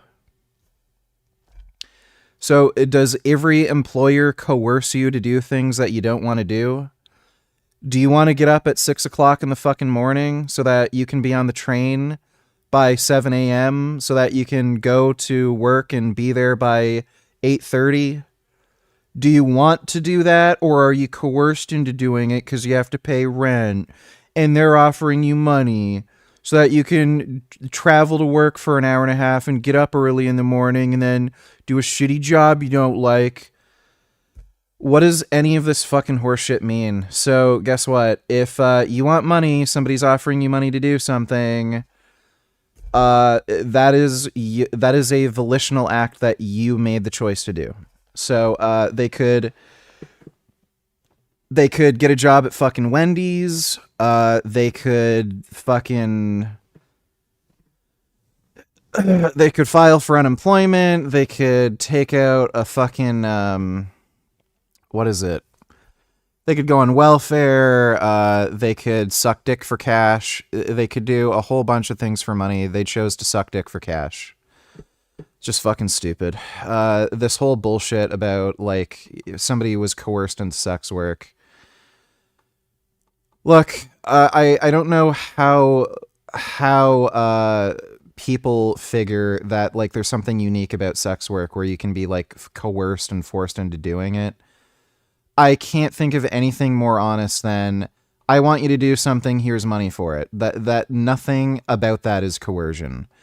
If you can show me evidence that like they were lied to in some way, that, oh yeah, you just have to like give some guy a massage and then like they're forced to do something against their will, like, haha, I tricked you, suck my dick now, or I'm gonna beat you to death.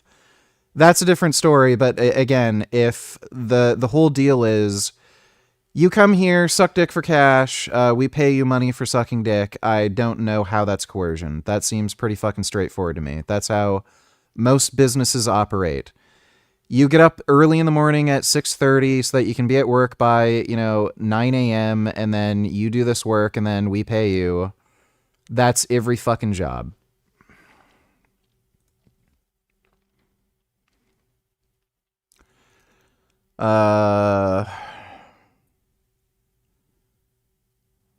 Where are we?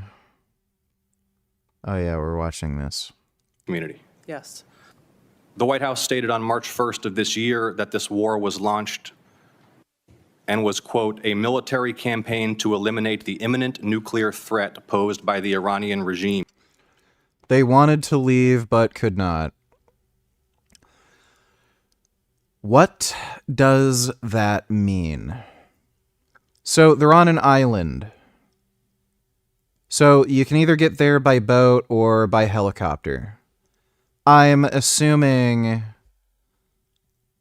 there's like there's boats that go on and off the island at certain points, or there's a helicopter that goes on off the island at certain points. It's like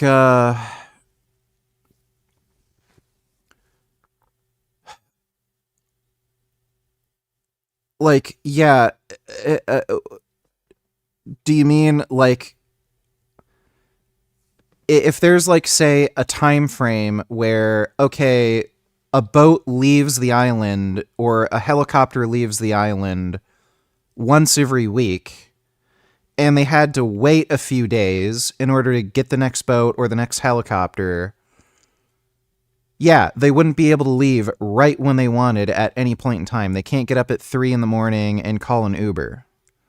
That doesn't mean they were forced to stay there. It just means because it's an island, it's an isolated area, and travel on and off the island occurs on a schedule, that doesn't mean they're forced to be there. Like, have you ever taken public transit to remote areas?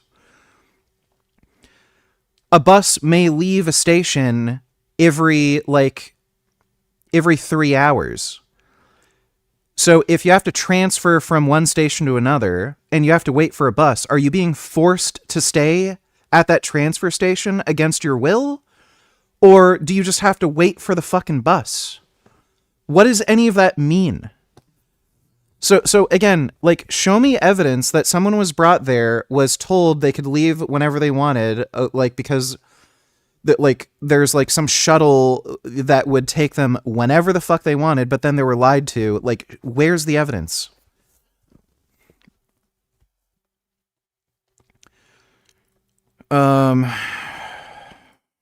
End quote. That's a statement from the White House. Quote, the imminent nuclear threat posed by the Iranian regime. Was it the assessment of the intelligence community that there was an imminent nuclear threat posed by the Iranian regime?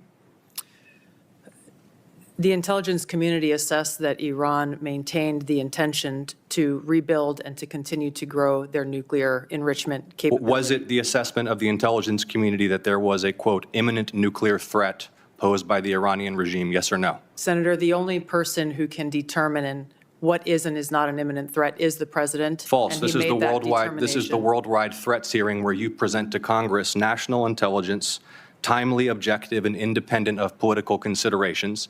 You've stated today that the intelligence community's assessment is that Iran's nuclear enrichment program was obliterated and that, quote, there had been no efforts since then to try to rebuild their enrichment capability. Was it the intelligence community's assessment that nevertheless, despite this obliteration, there was a, quote, imminent nuclear threat posed by the Iranian regime? Yes or no? It is not the intelligence community's responsibility to determine what is and is not an imminent threat. Okay. That is up to the president based on a volume of information that he receives. It is precisely your responsibility to determine what constitutes a threat to the United States. This is the worldwide threats hearing where, as you noted in your opening testimony, quote, you represent the IC's assessment of threats. You are here to represent the IC's assessment of threats. That's a quote from your own opening statement. And so my question is, as you're here to present the IC's assessment of threats, was it the assessment of the intelligence community that, as the White House claimed on March 1st, there was a, quote, imminent nuclear threat posed by the Iranian regime? Yes or no? Once again, Senator, the intelligence community has provided the inputs that make up this annual threat assessment. You won't answer the question. It is the nature of the imminent threat that the president has to make that determination based on a collection and volume of information and intelligence that he is provided with. You're here to be timely, objective, and independent. Boring. Trump just throw Israel under the bus. Israel, out of anger for what has taken place in the Middle East, has violently lashed out at a major facility known as Paras gas field in Iran, a relatively small section, blah, blah, blah, Qatar involved, why not? Yeah, I don't know.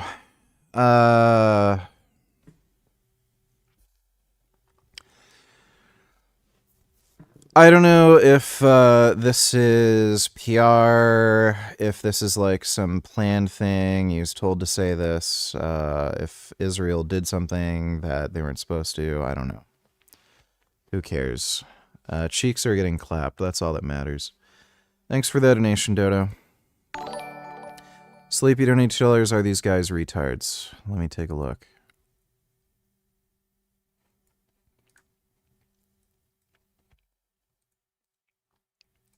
Black people No, I don't hate anybody. I think that if somebody approaches me with respect, I'll reciprocate because that's just how I was raised. But the reason why I talk about race so much is because I think that it's relevant. I believe that I, as a white person, am a legitimate claimant to this land. I believe that I have a birthright, and I think that I have a stake in the outcome.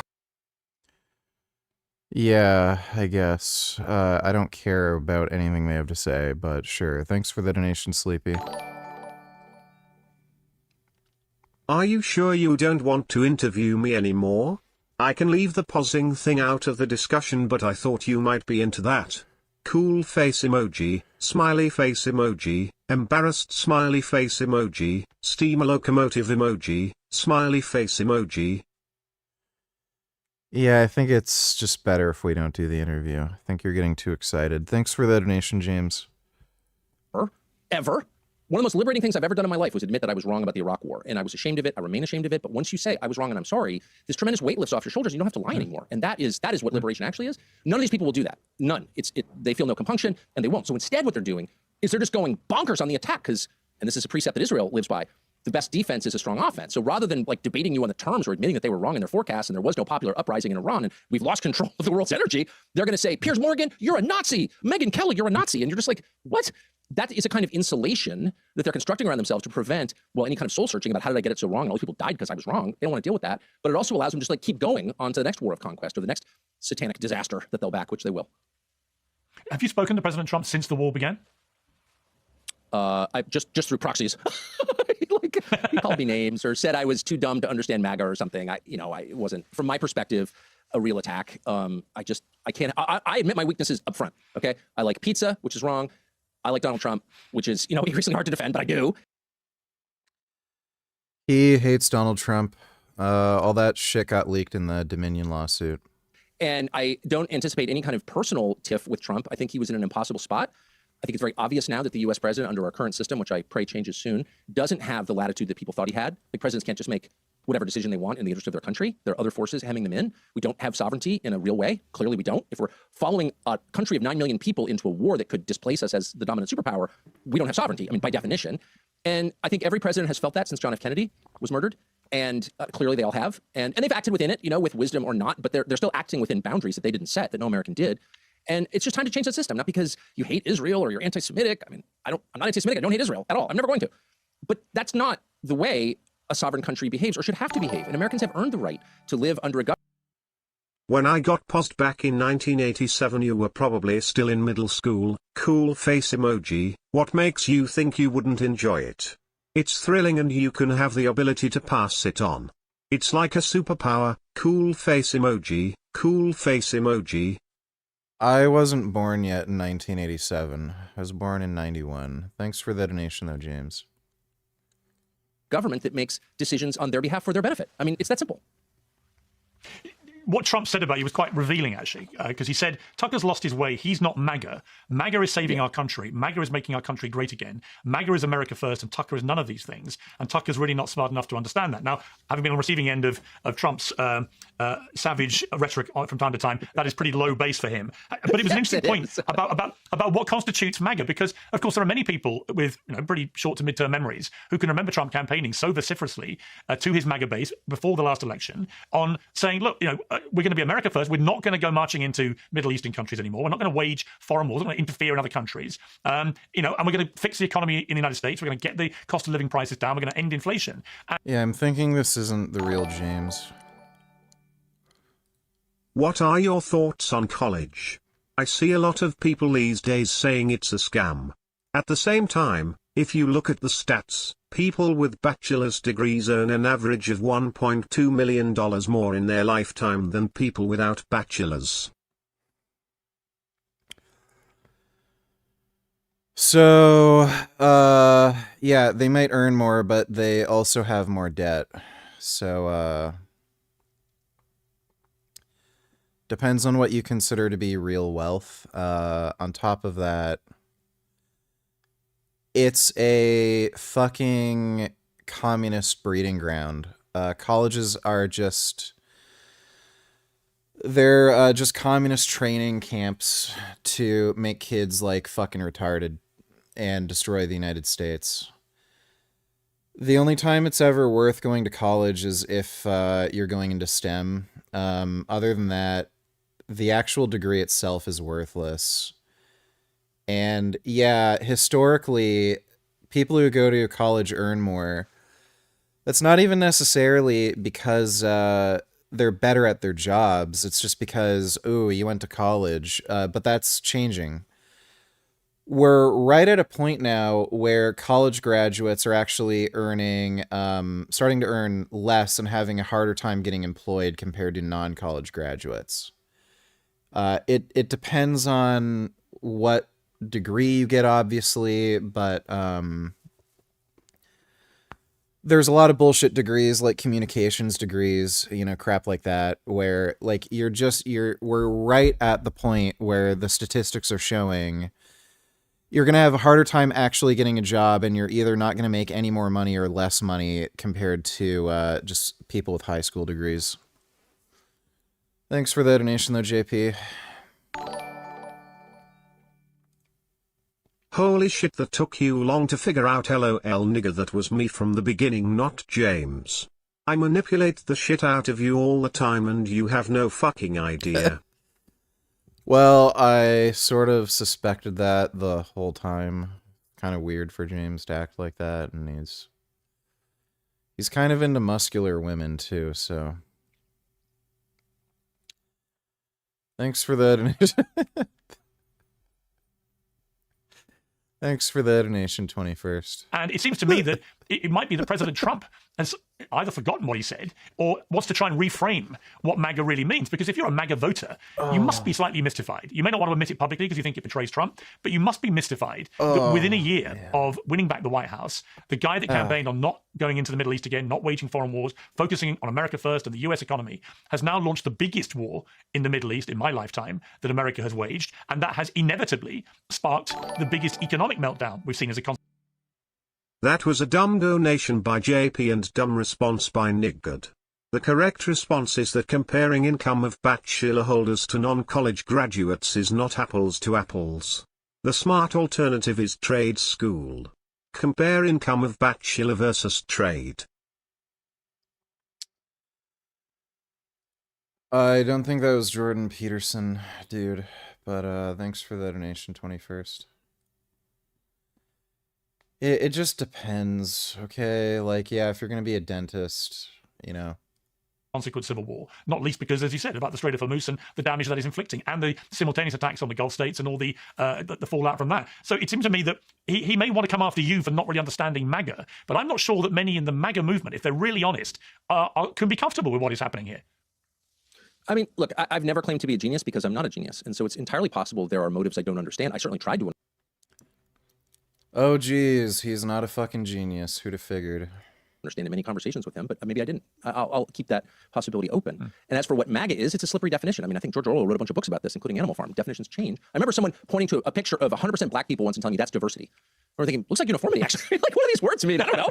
I do know what America First means because it's a much more precise description. And it means you put America first in every decision that you make as an American leader. And this, by that definition, falls far short. In fact, it is by definition not America First. Does not fall short. It's all about just controlling China.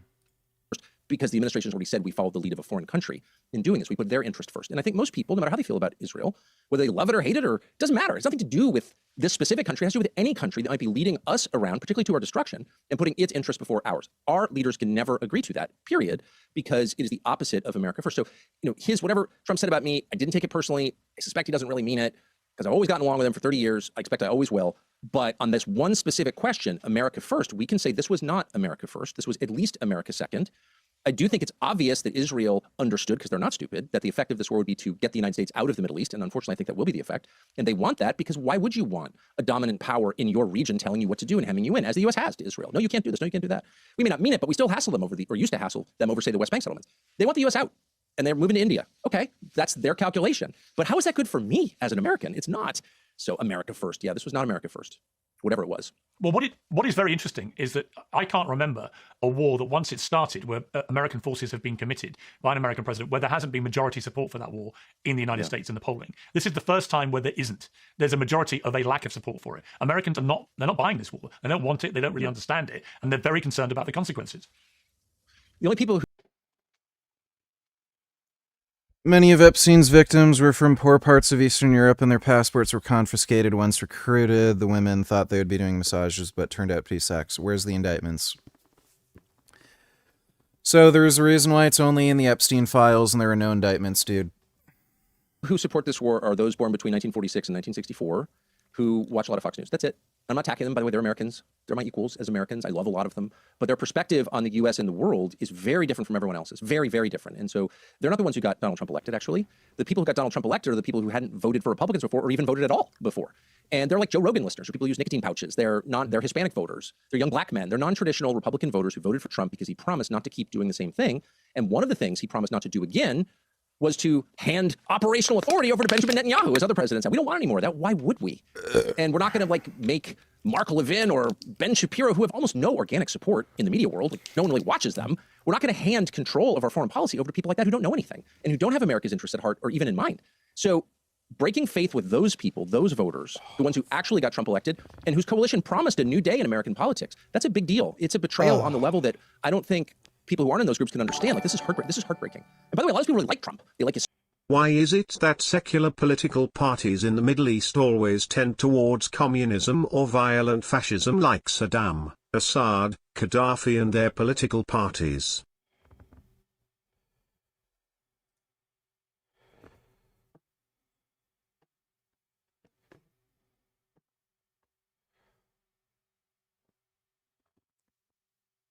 Ugh.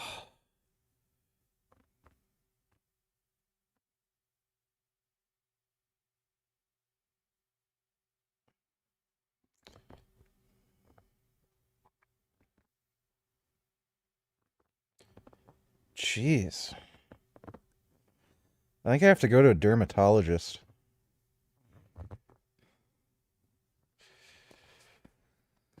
There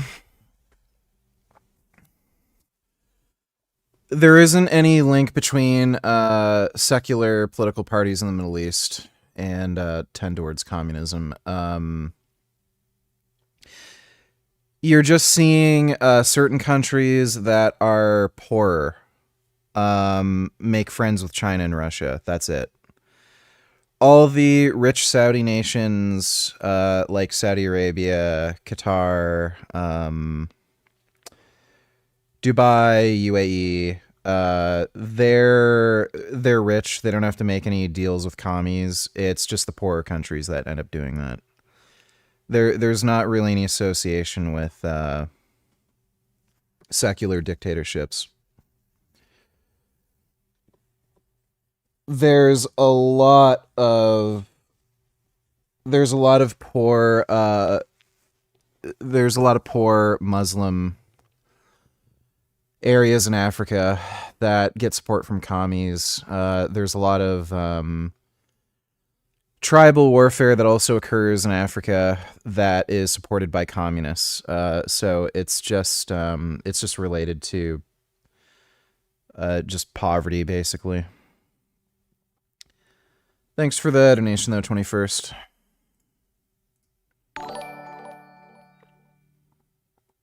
Do you advise? I've matured over the last 5 years and am a much better person than who I was then. But I have difficulty reconciling my past with who I am now. I feel cringe of who I used to be and the decisions I used to make, since I'd never do them today. Just jerk off and watch some hentai and don't think about it. Why bother worrying about any of that? The only thing you have power over is your own future, and the past is the past. And regardless of anything, we're all gonna die anyway, so it's like none of this will ever happen. So just do as you will. Thanks for the donation, though, JP. It's not a rash. There's like skin that won't heal. It's from the barbell on my back from doing squats. And it, like, there's just a bunch of dead skin that accumulates and then it falls off and then it gets like bloody and stuff. It itches. Style, I think he's hilarious. He's brave. You know, he's just like they like him. And to see this is, oh, it's so wounding. It hurts. I've got a bunch who work for me. I'm related to some, they're all Trump voters. And I talked to them in the last 24 hours. Boy, they're upset. They're not just mad. Like, I hate Israel. That's not the impulse. They're definitely starting to hate Israel. Why wouldn't they? Our relationship with Israel is hurting us gravely. It's getting Americans killed. So they're mad, but it's more than mad. I can't believe he did this to us. I feel just so depressed about it. How politically damaging could it be? We've got the midterms coming up in November. There were already a lot of reports that it was likely the Republicans would lose control of the House. Now I'm reading more reports that it may be that they even lose the Senate, which would render Trump, notwithstanding all his kind of mystical powers to avoid the normal norms of politics in America. If you don't have control of the House and the Senate, you are a lame duck president, period, end. There's pretty much nothing more you can do. That's true now. I think the conversation has moved on from the president. It's not an attack on him. He still, of course, is commander-in-chief. He threatened some kind of mass destruction of Iran yesterday. It sounded like a nuclear strike to me. So, he has the capacity, to make decisions. He's the president, elected president. However, as a political matter, that era is over for the reasons I just described. I didn't want that to be true, but the coalition is permanently fractured. He was not elected because of Ben Shapiro. Ben Shapiro did not get Donald Trump elected. A lot of the people Trump is now attacking got Donald Trump elected, like Marjorie Taylor Greene, et cetera. So that coalition is done. The Republican Party, as currently constituted, will not continue because it doesn't represent its voters. It doesn't even try to represent its voters. In fact, it shows open hostility to its voters. So nothing like that can continue for very long because it doesn't make any sense. It's a bicycle with square wheels. It's ludicrous. So the question is, what comes next? And I do think it's possible to recreate some version of the 2020 Trump coalition or the 2024 Trump coalition on the basis of his core promise, which is just put the country first. And you're going to make mistakes and we're not exactly sure how to fix certain things, but let's all try. And by the way, let's be united as we do it. The ugliest thing to come out of the Mark Levin-controlled Republican Party, which I find repulsive, and I just want to say I'll do everything I can to stop that party from becoming, any more powerful than it is try to stoke religious conflict in the United States, attacking people for being like a different religion. We hate the Muslims, really. How is that different from we hate the Jews? Well, it's not in any sense different at all. And I would. No, there's a big difference there. The Muslims are kind of a problem. The Jews aren't. Say, just thinking long-term about the United States, the greatest threat is not even the loss of the U.S. dollar as the reserve currency globally. The greatest threat is tribalism, where the country fractures into warring tribes. And people like Levin are doing their best to create that. And it's totally immoral and dangerous. It will result in violence. Their endless harping on this anti-Semitism question is part of that. Anti-Semitism is immoral. It's every bit as immoral as anti-white bias, which is encoded in the federal government, by the way, and every elite institution in the United States discriminates against whites. That is every bit as immoral as anti-Semitism. I don't know what the fuck he's talking about there. That's every bit as moral as hating anybody else on the basis of their bloodline because it's a universal principle. It applies to every human being. It's a human right to be treated as an individual and not be held responsible for the sins of your parents. That is a human right in the West. And people like Levin and Shapiro don't recognize that because they are not Western in their orientation. They think that rights only apply to the groups they favor. And that idea, that evil idea, which was the basis of Nazism, by the way, that is the thing that will destroy the United States. And the next leadership of this country, whoever it is, has to articulate we're all American citizens. We must be treated equally under the law. Bias against one group is no better or worse than bias against another group, period. Anti-Semitism. Where were you when the ADL was openly promoting anti-white hate? So now the ADL is an authority on bias crimes? They've abetted bias crimes. They are currently abetting bias crimes. The ADL and every single one of these groups has an absolute moral obligation to treat anti-white hate, which is the only kind encoded in U.S. law right now, as every... Give an example of that. But the threat of anti-Semitic hate. How are they different? They're not. And no one will say that until someone does say that. You will not reunite this country. And if this continues, the country will fracture. As we're talking, with glorious coincidence, Ben Shapiro has been releasing various clips on his social media platforms. One of them goes after me and Megyn Kelly. Me because he blew his gasket about Dave Smith appearing on my show, launched into my show, said it was just Jerry Springer. I like Jerry Springer. I knew him very well. I worked with him on America's Got Talent. Say you're Pontius Pilate. How do you handle Jesus without turning him into a martyr? Kick him in the nuts. Just kick him in the nuts real good. Then once he cries from getting kicked in the nuts. So this is your God, cries like a little baby from getting kicked in the nuts. Yeah, so get the fuck out of here. That's how I deal with that. talent. He's actually a very smart guy. Used to be a news anchor, mayor of Cincinnati. Really interesting guy, much smarter than Ben Shapiro. So I took that as a compliment. But and I responded. He didn't like the response. He's come back. He's called me Jerry Springer again. He's called me a click whore. He says I'm a pussy bitch. And he goes on and on and on. I don't actually want to play the clip about me because he's trying to basically suggest that if you platform anybody that he hasn't approved as a person that can speak about Israel, in other words, someone who's a propagandist for Israel, who will not criticize Israel, then you yourself are promoting anti-Semitism, therefore you're an anti-Semite, therefore you're basically borderline Nazi. But I do want to play what he said about you, because he's been railing the same stuff against you, which I don't think anyone who has watched this interview so far will have concluded, oh yeah, Tucker sounds like a raging anti-Semite, he sounds like a Nazi. You couldn't sound less like either of those things, and yet he's just posted this. Let's take a look. I started originally criticizing Tucker Carlson for his economic programs back in 2018. And then in the more modern post-Fox iteration of Tucker, I started criticizing Tucker over his going to Russia to sniff the bread and kiss Vladimir Putin's ass. My generalized critique of Tucker in the last few months has been, one, he hosted and glossed a Nazi, Nick Fuentes, which doesn't have to do with Israel. It has to do with glazing a Nazi, Nick Fuentes. And then I did a speech at Heritage in which I went through the fact that Tucker Carlson is in no way, shape, or form a traditional conservative. That he's a conspiratorial near-anarchist at this point, seeking to tear down the fundamental ideas and institutions of the United States. Go watch the Heritage speech. I believe Israel is mentioned once in a 35-minute speech that is all about Tucker's general view of the world and how it does not represent traditional conservatism in any way. I think that Tucker Carlson has fostered anti-Semitism by having on some of the worst anti-Semites in America over and over and over, and then essentially laundering their views. So it's the same attack line, essentially, about the anti-Semitism, which is if you or I or Megyn Kelly, whoever it may be, dares to platform anybody who is critical of Israel, let's be clear. I mean, in my case, I've always made it crystal clear, as you have in this interview, I have absolutely no problem with Israel, the state of Israel, with Israelis, with Jewish people, many Jewish friends. It's nothing to do with that. I reserve the right as a... Fucking Pierce Morgan is such an idiot.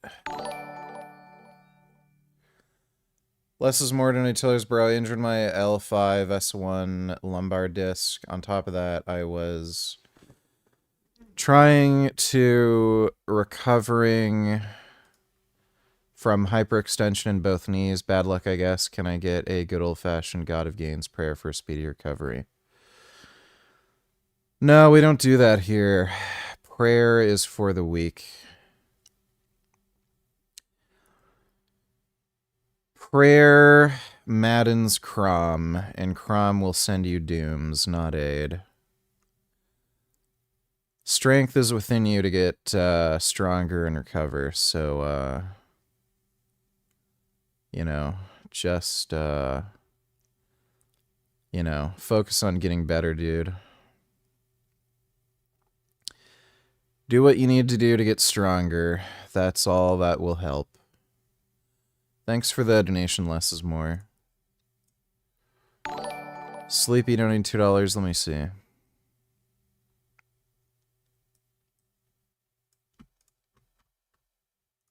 Patriot or a traitor? Definitely a patriot. Why do you say that? I mean, you got to look at what he's done for our country. I mean, the man got shot. And if you look at everything... Don't send me this brain rot horse shit, dude. I don't care. Don't care. Thanks for the donation, Sleepy. As a journalist, to criticize any government, and I particularly reserve the right to criticize the Israeli government, given what it's been doing in the last few years, as any decent journalist should, not least because in Gaza, for example, the Israeli government continues to ban international journalists from operating there or even going on into Gaza to... Yeah, we've gone over this whole fucking thing. Like... Oh, I'm so tired. To verify what they've been up to. That alone should be a warning sign to everybody that the Israeli government has probably been doing things in Gaza it doesn't want people to know. So, but I took the same view. You know, I oppose the Iraq war. We've talked about this before. But I led the media campaign in the UK against the Iraq war, even though my own brother ended up fighting in it. But I opposed it, and I think was vindicated by what happened afterwards, sadly. But I opposed it and took on Tony Blair, who was the then British Prime Minister, even though my newspaper was the Labour sympathetic newspaper, the Daily Mirror, to the Labour government. But I did it because I thought it was the right thing to do. It didn't mean that I hated British people or my country. In fact, quite the opposite. It meant that I wanted to help the British people and help my country from stumbling into a disaster. And I sense from you that your position about Iran is not driven by a hatred of Jews or Israelis or Israel. It is driven by a sense that you feel this is bad for America and Americans and probably bad for Israelis and Jewish people as well. Yeah, I mean, I care about the United States. Again, I was born here. My family's been here hundreds of years. I care about it. I don't expect I'll be able to save it, but I want to do whatever I can to make it better and to avoid obvious disasters like this one. I don't want to attack Ben Shapiro. Other than to say, like, that guy went to Harvard, and so did Bill Ackman. Like, at some point, you need to reassess. No, I'm serious, though. These are two of the most famous, richest people in our world. They both went to Harvard. I know them both. Not geniuses. Like, not even close to geniuses. And so, like, our system itself is not producing wise people or even very knowledgeable people. Like, Ben Shapiro had no idea there was a strait at the end of the Persian Gulf and why it was important. You need a system that produces superior people. The British Empire did a pretty good job of this. The United States before the Second World War did a pretty good job of this. We need to reassess our system. That's the first thing I would say. Second, you're right. This is absurd. I think I've actually even argued with you about Israel. I was taking a tougher position than you. You've been a defender of Israel. Yeah. So this is so crazy. He wants to talk about this in order to get, this is projection. You're all about clicks. No, actually, Ben Shapiro was all about the money and about the clicks. But here's the part that I think that we should be concerned about. It is now a crime in a lot of the West to criticize Israel. People were arrested yesterday in Australia for criticizing Israel outside, publicly, not attacking Jews, not attacking physically anybody, saying, I'm against the state of Israel. They're arrested for it. They're in jail tonight. That's also true in the UK, as you know. It's true in Canada. No, it's not the fuck what's going on. And it's true throughout Europe. And Ben Shapiro and people in the administration would like to make that the law here. This is the last holdout of free speech on planet Earth, the United States. It's encoded in our Constitution. This is just so nauseating. Like, Piers Morgan is just letting this guy lie. Also, I would say in the American DNA, we have a right to say whatever we believe is true, period. And that very much includes criticism of a foreign country. You'll never hear me saying from the river to the sea, because I'm not exactly sure what that means. However, if I want to say from the river to the sea, I certainly will. And I'll do that until I die, because that's my birthright. That's a right given to me by God, not the US government. And Ben Shapiro and a lot of these people are saying it out loud. We need to penalize anti-Semites with the law. What does that even mean? You can never, in the United States, prosecute or even persecute someone for his beliefs. For your beliefs, you have the right of conscience in this country. The UK used to have it. Australia used to have it. New Zealand used to have it. Now they're going to jail for saying things that Ben Shapiro doesn't like. So we should be wary of this, because it's all preparatory to legislative and regulatory changes that will ban free speech in the United States. They're saying it out loud. That's happening. I also think that the really insidious part of it, and there were many insidious parts of it, one is to silence people and to threaten them and to get them cancelled and so on, which is very hypocritical coming from someone like Ben Shapiro, who pretends to be the great king of free speech. But also, there are yeah, exactly. I ended my own monologue response to him by saying those exact words, which probably triggered his little pussy bitch outburst today, as he's called me. But I think the other thing that I find insidious, Tucker, is that there are genuine anti-Semitic people. There are people that hate Jews because they're Jewish. There are people that wish harm to Jews. There are people who still have Nazi sympathies, who think the Holocaust was a good thing. These people exist. And if you start branding everybody that's critical of this current very hardline Israeli government, with people like Smotrich and Ben-Gvir, who have extremely hardline views, if you criticize a government and you get branded anti-Semitic for criticizing the government for policies that many people think are wrong, then what you're doing, you're allowing the genuine anti-Semites, the genuine Nazi sympathizers, to just ride under the radar. Because, if you go on social media now, everyone's an anti-Semite, according to Ben Shapiro and these guys. Once everyone becomes something, even though the vast majority are not that thing, then the ones who really are that thing get to operate much more freely, I think. That may be true. That's not my first concern. My first concern is the innocent falsely accused. Always. It is better to let people get away with crimes than it is to punish a single innocent man. That's always been a bedrock assumption of American justice and of justice itself. You can't punish the innocent. Of course, Israel specializes in punishing the innocent, killing the families of people they don't like. So it's not a concept that people like Ben Shapiro understand or care about. But it's the basis of Western civilization. So you do not accuse or penalize innocent people, much less kill them. A. B. So, this is just anti-Semitic nonsense. Every country accepts some amount of collateral damage in every war. You're an idiot. B, this is a universal principle. It is not specific to one ethnic group or one bloodline. The principle is you cannot attack or penalize people, punish them for the sins, real or perceived, of their ancestors. Period. And in the United States right now, and this has been true for 60 years, the only group that is routinely denied jobs, promotions, federal grants, college admission to Harvard is Christian whites. And it's embedded in the law in the United States. We call it affirmative action, DEI, diversity imperatives, whatever. That's the law in the Yeah, didn't they literally get rid of that with the Trump administration? United States. And so if we're going to tackle bias, and I think we should, through moral suasion, we need to attack it equally, evenly, as a universal principle, because if these protections apply only to your group, they're not valid. That's just tribalism. I don't care, actually. And then we're in a system where we only care about our own groups. No law or principle has meaning or validity unless it's universal, unless it applies to all human beings, all American citizens. And so I would just remind Ben Shapiro of that. You need to push back, if you're pushing back against anti-Semitism, you need to push back against the only kind of hate and bias embedded in U.S. law. It's the U.S. law. And this administration has done not so much to change that. I don't understand why. I hope they will. But as long as we're doing this, let's just apply it to every human being, because human rights are a real thing. Those rights were endowed by God. I know Ben Shapiro went to Harvard, but he should meditate on that for a minute.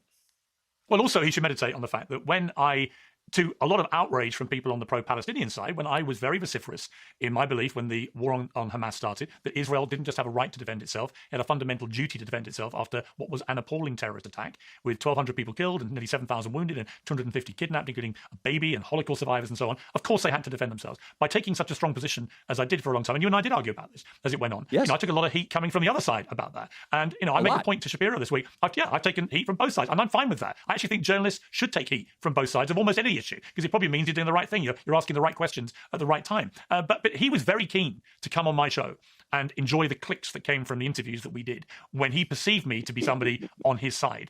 But what he didn't understand was I never saw it as taking a side. I just saw it as they had a right to defend themselves, as America did after 9/11, as Britain did, when we had the Battle of Britain and the Blitz. You have a right to defend your country, whoever you are, if you're under attack. But he mistook that for me taking a tribal position with him, that I was on his side. And the moment I began to deviate from that, I began to get more critical of Israel. Certainly from the start of last year onwards, I became much more critical. He couldn't handle it. And then he didn't just refuse to come on the show. He refused to reply to my texts. We'd always had a very cordial relationship. And then he started attacking me in public. And I was watching all this going, really? You're the free speech guy? You're the guy that tells the world how important free speech is? You're the one that says repeatedly, facts don't care about your feelings? And yet here you're letting your feelings override any changing facts on the ground in Gaza, for example. And I felt that was just so rankly hypocritical. And also embarrassing. I mean, he's ruled by his emotions. So, which is, lots of us are. I am sometimes, for sure. Try not to be. But here's a guy whose whole brand, carefully constructed brand with his carefully constructed deal with Facebook, is based on his cool analysis, right? Facts don't care about your feelings. I'm a facts guy. And here he is allowing his one overriding love in life, which is for the Benjamin Netanyahu government, to determine who he's friends with. And by the way, you see a lot of this. I mean, I called Mark Levin right after Charlie Kirk was killed to say, geez, this is horrible. And let's stop fighting because we probably have a lot in common. And, let's just not fight. When you see someone killed who you love, it's like you want to fight less. So that's why I called him. And he was nice, by the way. He was. Yeah, I think it's a good idea. And then.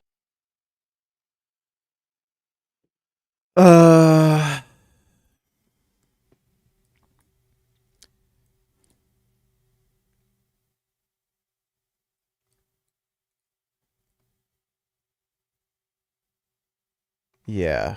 Okay. We don't need to watch the rest of that. Investigators that died suddenly, namely Edward Saul and Lauren Whiskey, are liars who are grifting for clicks on the internet. They've already came up with gems such as declassified CIA documents suggest we had a cure for cancer 60 years ago, and CIA admits vaccines used for mind control. So, kind of picking up what you're putting down there, guys. But look, if you want to talk about vaccines, knock yourself out, because I don't know a lot about vaccines. But I do know a little bit about what's going on in Iran, because people like me find the bad men and we make them go away. I am in Florida right now, and I have a little time before I have to go to work. So let's go over this unhinged post step by step and explain what they got wrong and why. At the end of the day, these are just grifters putting out content for clickbait so they can make money. Accusation number one. America is 1 week away from exhausting our supply of interceptor missiles, without which we'd have no effective means of stopping incoming missiles and drones to Israel, Jordan, Qatar, UAE, Saudi Arabia. So this is a lie for a number of reasons, and it kind of shows how easily people who don't know anything about the military can be fooled. First off, many of these countries mentioned, Israel, Jordan, Qatar, UAE, Saudi Arabia, they have their own air defense systems. They know what they're doing. We're not necessarily protecting them, although there may be some overlap, especially at U.S. bases in Kuwait and Saudi Arabia and joint bases in Israel. So the next question is, what interceptors? Because there are multiple types of interceptors. There are aircraft that fly with a precision kill kit that is essentially a Hydra rocket that has a little laser seeker on it that can take out drones. There's also interceptors on ships at sea, such as the SM-6. And the SM-6 can be carried by aircraft as well, such as the F-18 Super Hornet.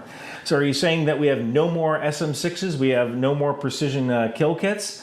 But, I guess what they're doing here is that they're implying that Patriot and THAAD interceptors are essentially, we're running low on them. Which is funny because nobody actually knows how many interceptors the U.S. has. Nobody actually knows how many interceptors anybody has. That is a secret.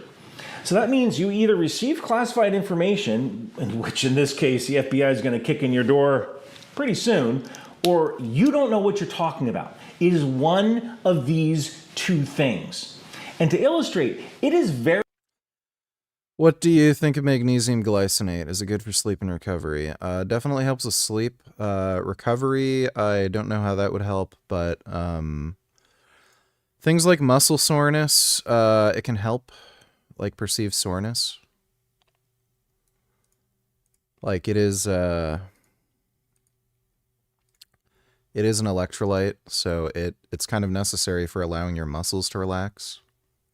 Very rare for the manufacturers of these weapon systems to announce the number of interceptors that are being produced when contracts are announced. For example, in 2018, Raytheon announced a $3.3 billion Patriot deal with the UAE. Exact numbers of missiles were not announced. Taiwan in 2009, exact numbers were not announced. Poland in 2018, exact numbers were not announced. Switzerland in 2023, they bought a quantity of guidance-enhanced missiles.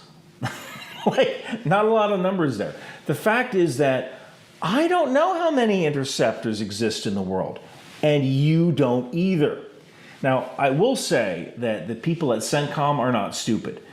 You know, they have war-gamed this for about 25 years. And they have a floor of interceptor missiles, and they're really not going to get concerned until they get to that, close to that floor, right?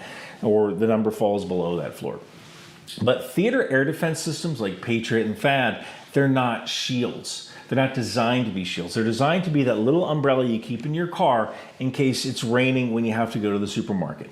It's just designed to get you from your car to the supermarket and back again, and you're going to get a little wet. But imagine how wet you'd get if you didn't have the umbrella, right? So these systems, THAAD, Patriot, they're not designed to shoot down tiny little drones. We are not shooting $4 million missiles at $20,000 drones. We have other weapons that do that.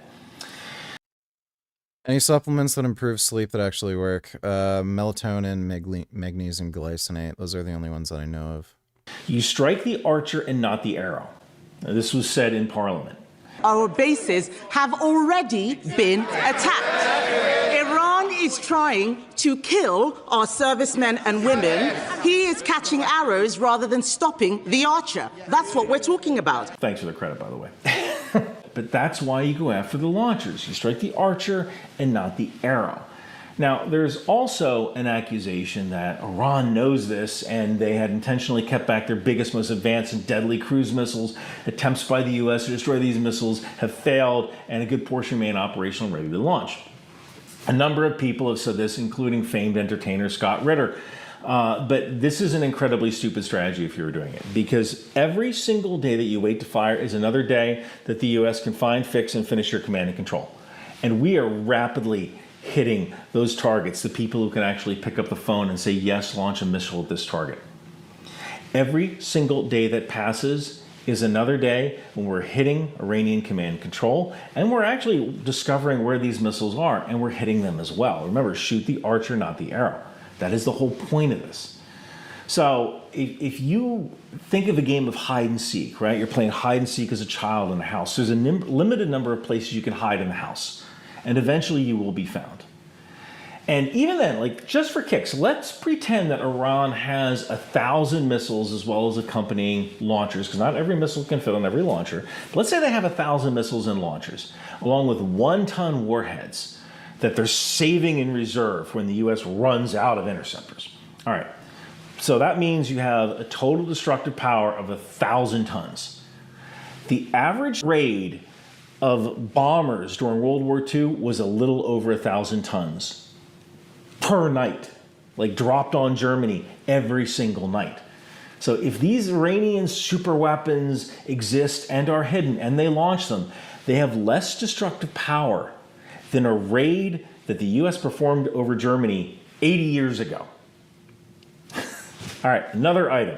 China is weighing an invasion of Taiwan by July this year because of the very real distraction and depletion of US military stockpiles, troops, and resources for the Iran conflict. Okay, so there's a lot wrong with this sentence, and it shows that the people who crafted this have no idea how invasions work. If you had read the Naval War College paper, How China Might Invade Taiwan, you would know that there's really only 2 weather windows in which to invade Taiwan, like April and October. But outside of that, it's monsoon season. The weather is just too bad to perform a landing. And if you look at something like the JLOTs, or Joint Logistics Over the Shore, that we tried to build in Gaza to deliver humanitarian aid, that could be a video on its own. That was an absolute disaster because we used the wrong tool for the wrong job. That thing broke apart due to a little bad weather in a relatively permissive environment. Now imagine trying to keep something like that intact when every single Taiwanese dude is shooting at you. So good luck with that.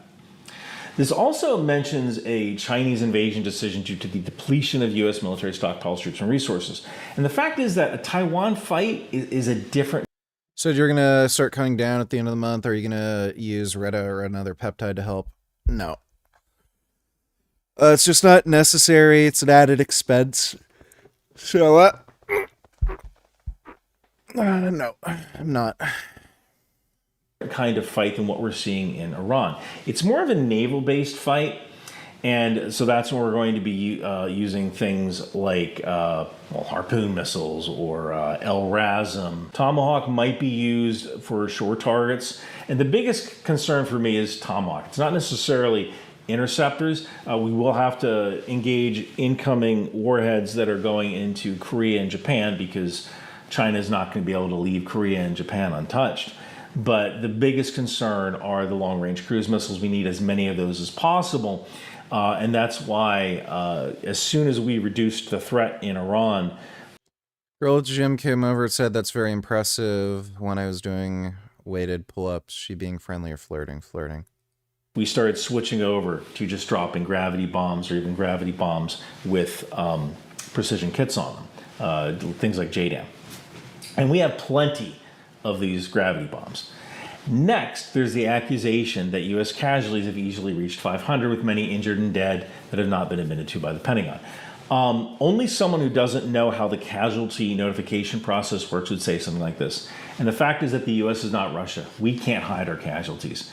And I invite you to give me one example where the U.S. managed to hide casualty data. I'm not even saying give me 10 examples. Give me one example in history where the U.S. withheld casualty data longer than 24 hours or so, more than enough time to inform the family. 500 casualties is such an absurd number that it defies all credibility. If we had done this, Seymour Hersh would have been all over a story like this, right?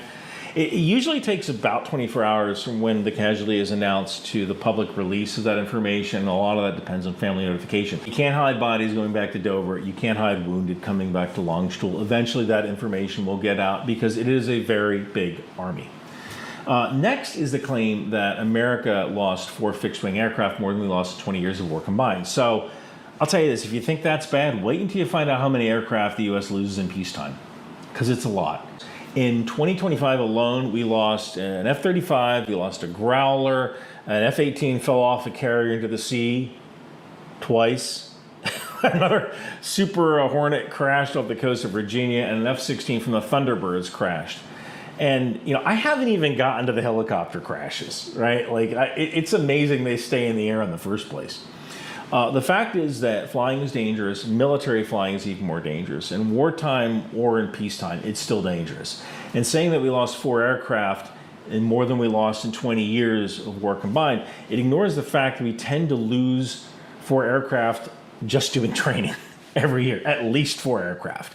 So it's a statistic that's designed to shock without actually revealing more of the underlying data. So it's a tactic that a lot of people use when they want to make a point, but actually want to hide information. This wouldn't make any sense unless you're trying to manipulate the data. Then they go on to claim these aircraft were not shot down accidentally, referring to the 3 F-15s and the 1 tanker. They say that these aircraft were not shot down accidentally as previously thought. They were down by sympathizers in the Kuwaiti Air Force. And this shows a deep lack of understanding between Sunni and Shia Islam, as well as a lack of understanding about how a lot of Arab air forces work.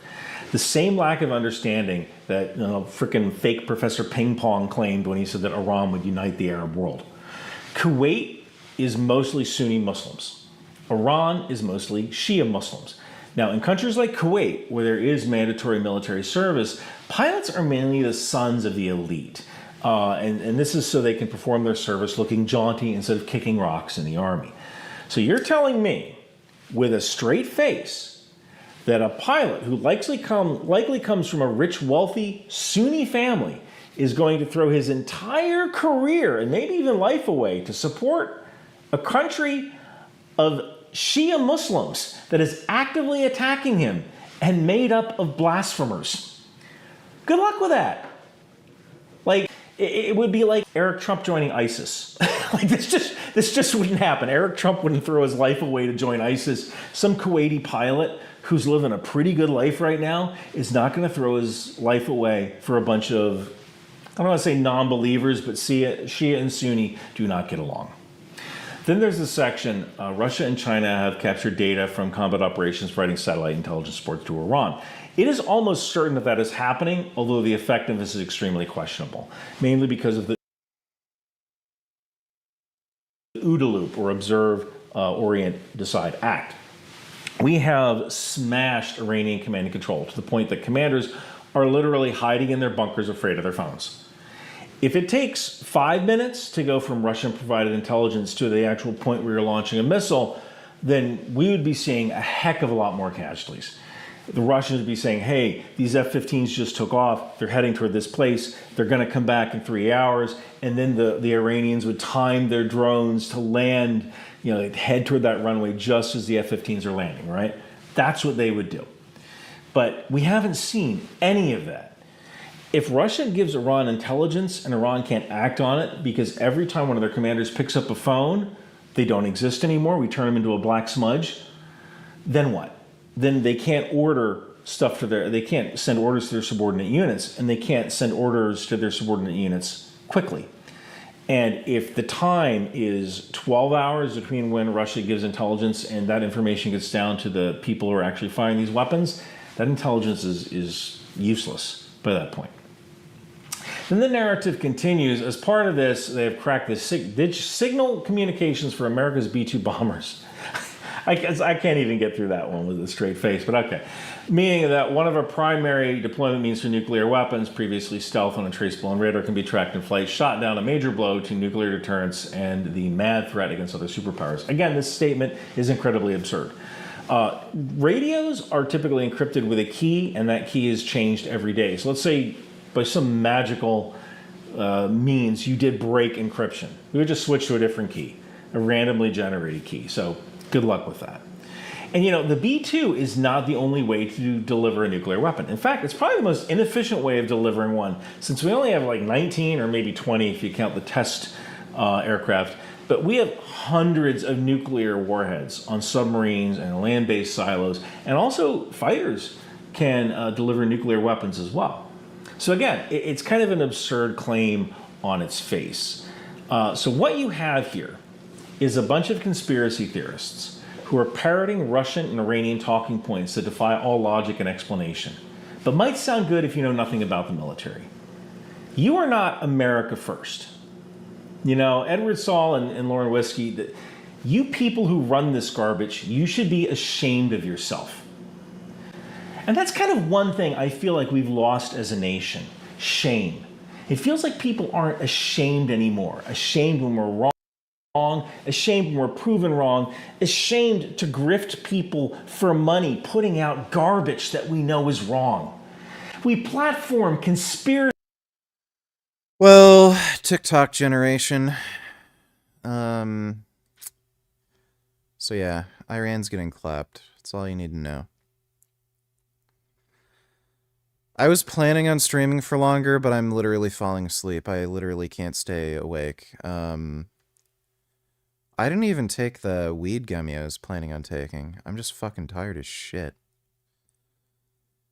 So I don't think there's any point in me like trying to keep streaming if I'm like literally nodding off. So I think I'm just gonna call it a night for tonight. But big thanks to everybody who donated in Streamlabs. Really appreciate it. I just need some more sleep today, I guess. But I will be on tomorrow, playing more games, reacting to more stuff, the usual. But thanks again, everybody. $8 VG. I heard people like Enforcer saying that there might be a coup going on in Russia, and even Russian propagandists are calling for Putin's arrest. What is your understanding of this? Wouldn't surprise me. Like, I mean, the war is terrible for Russia. So yeah, it wouldn't surprise me at all. I'll believe it when I see it. It's plausible. I just don't know enough about that, but certainly possible. Thanks for the donation, though, but thanks again, everybody. I will see you all tomorrow, and sweet dreams.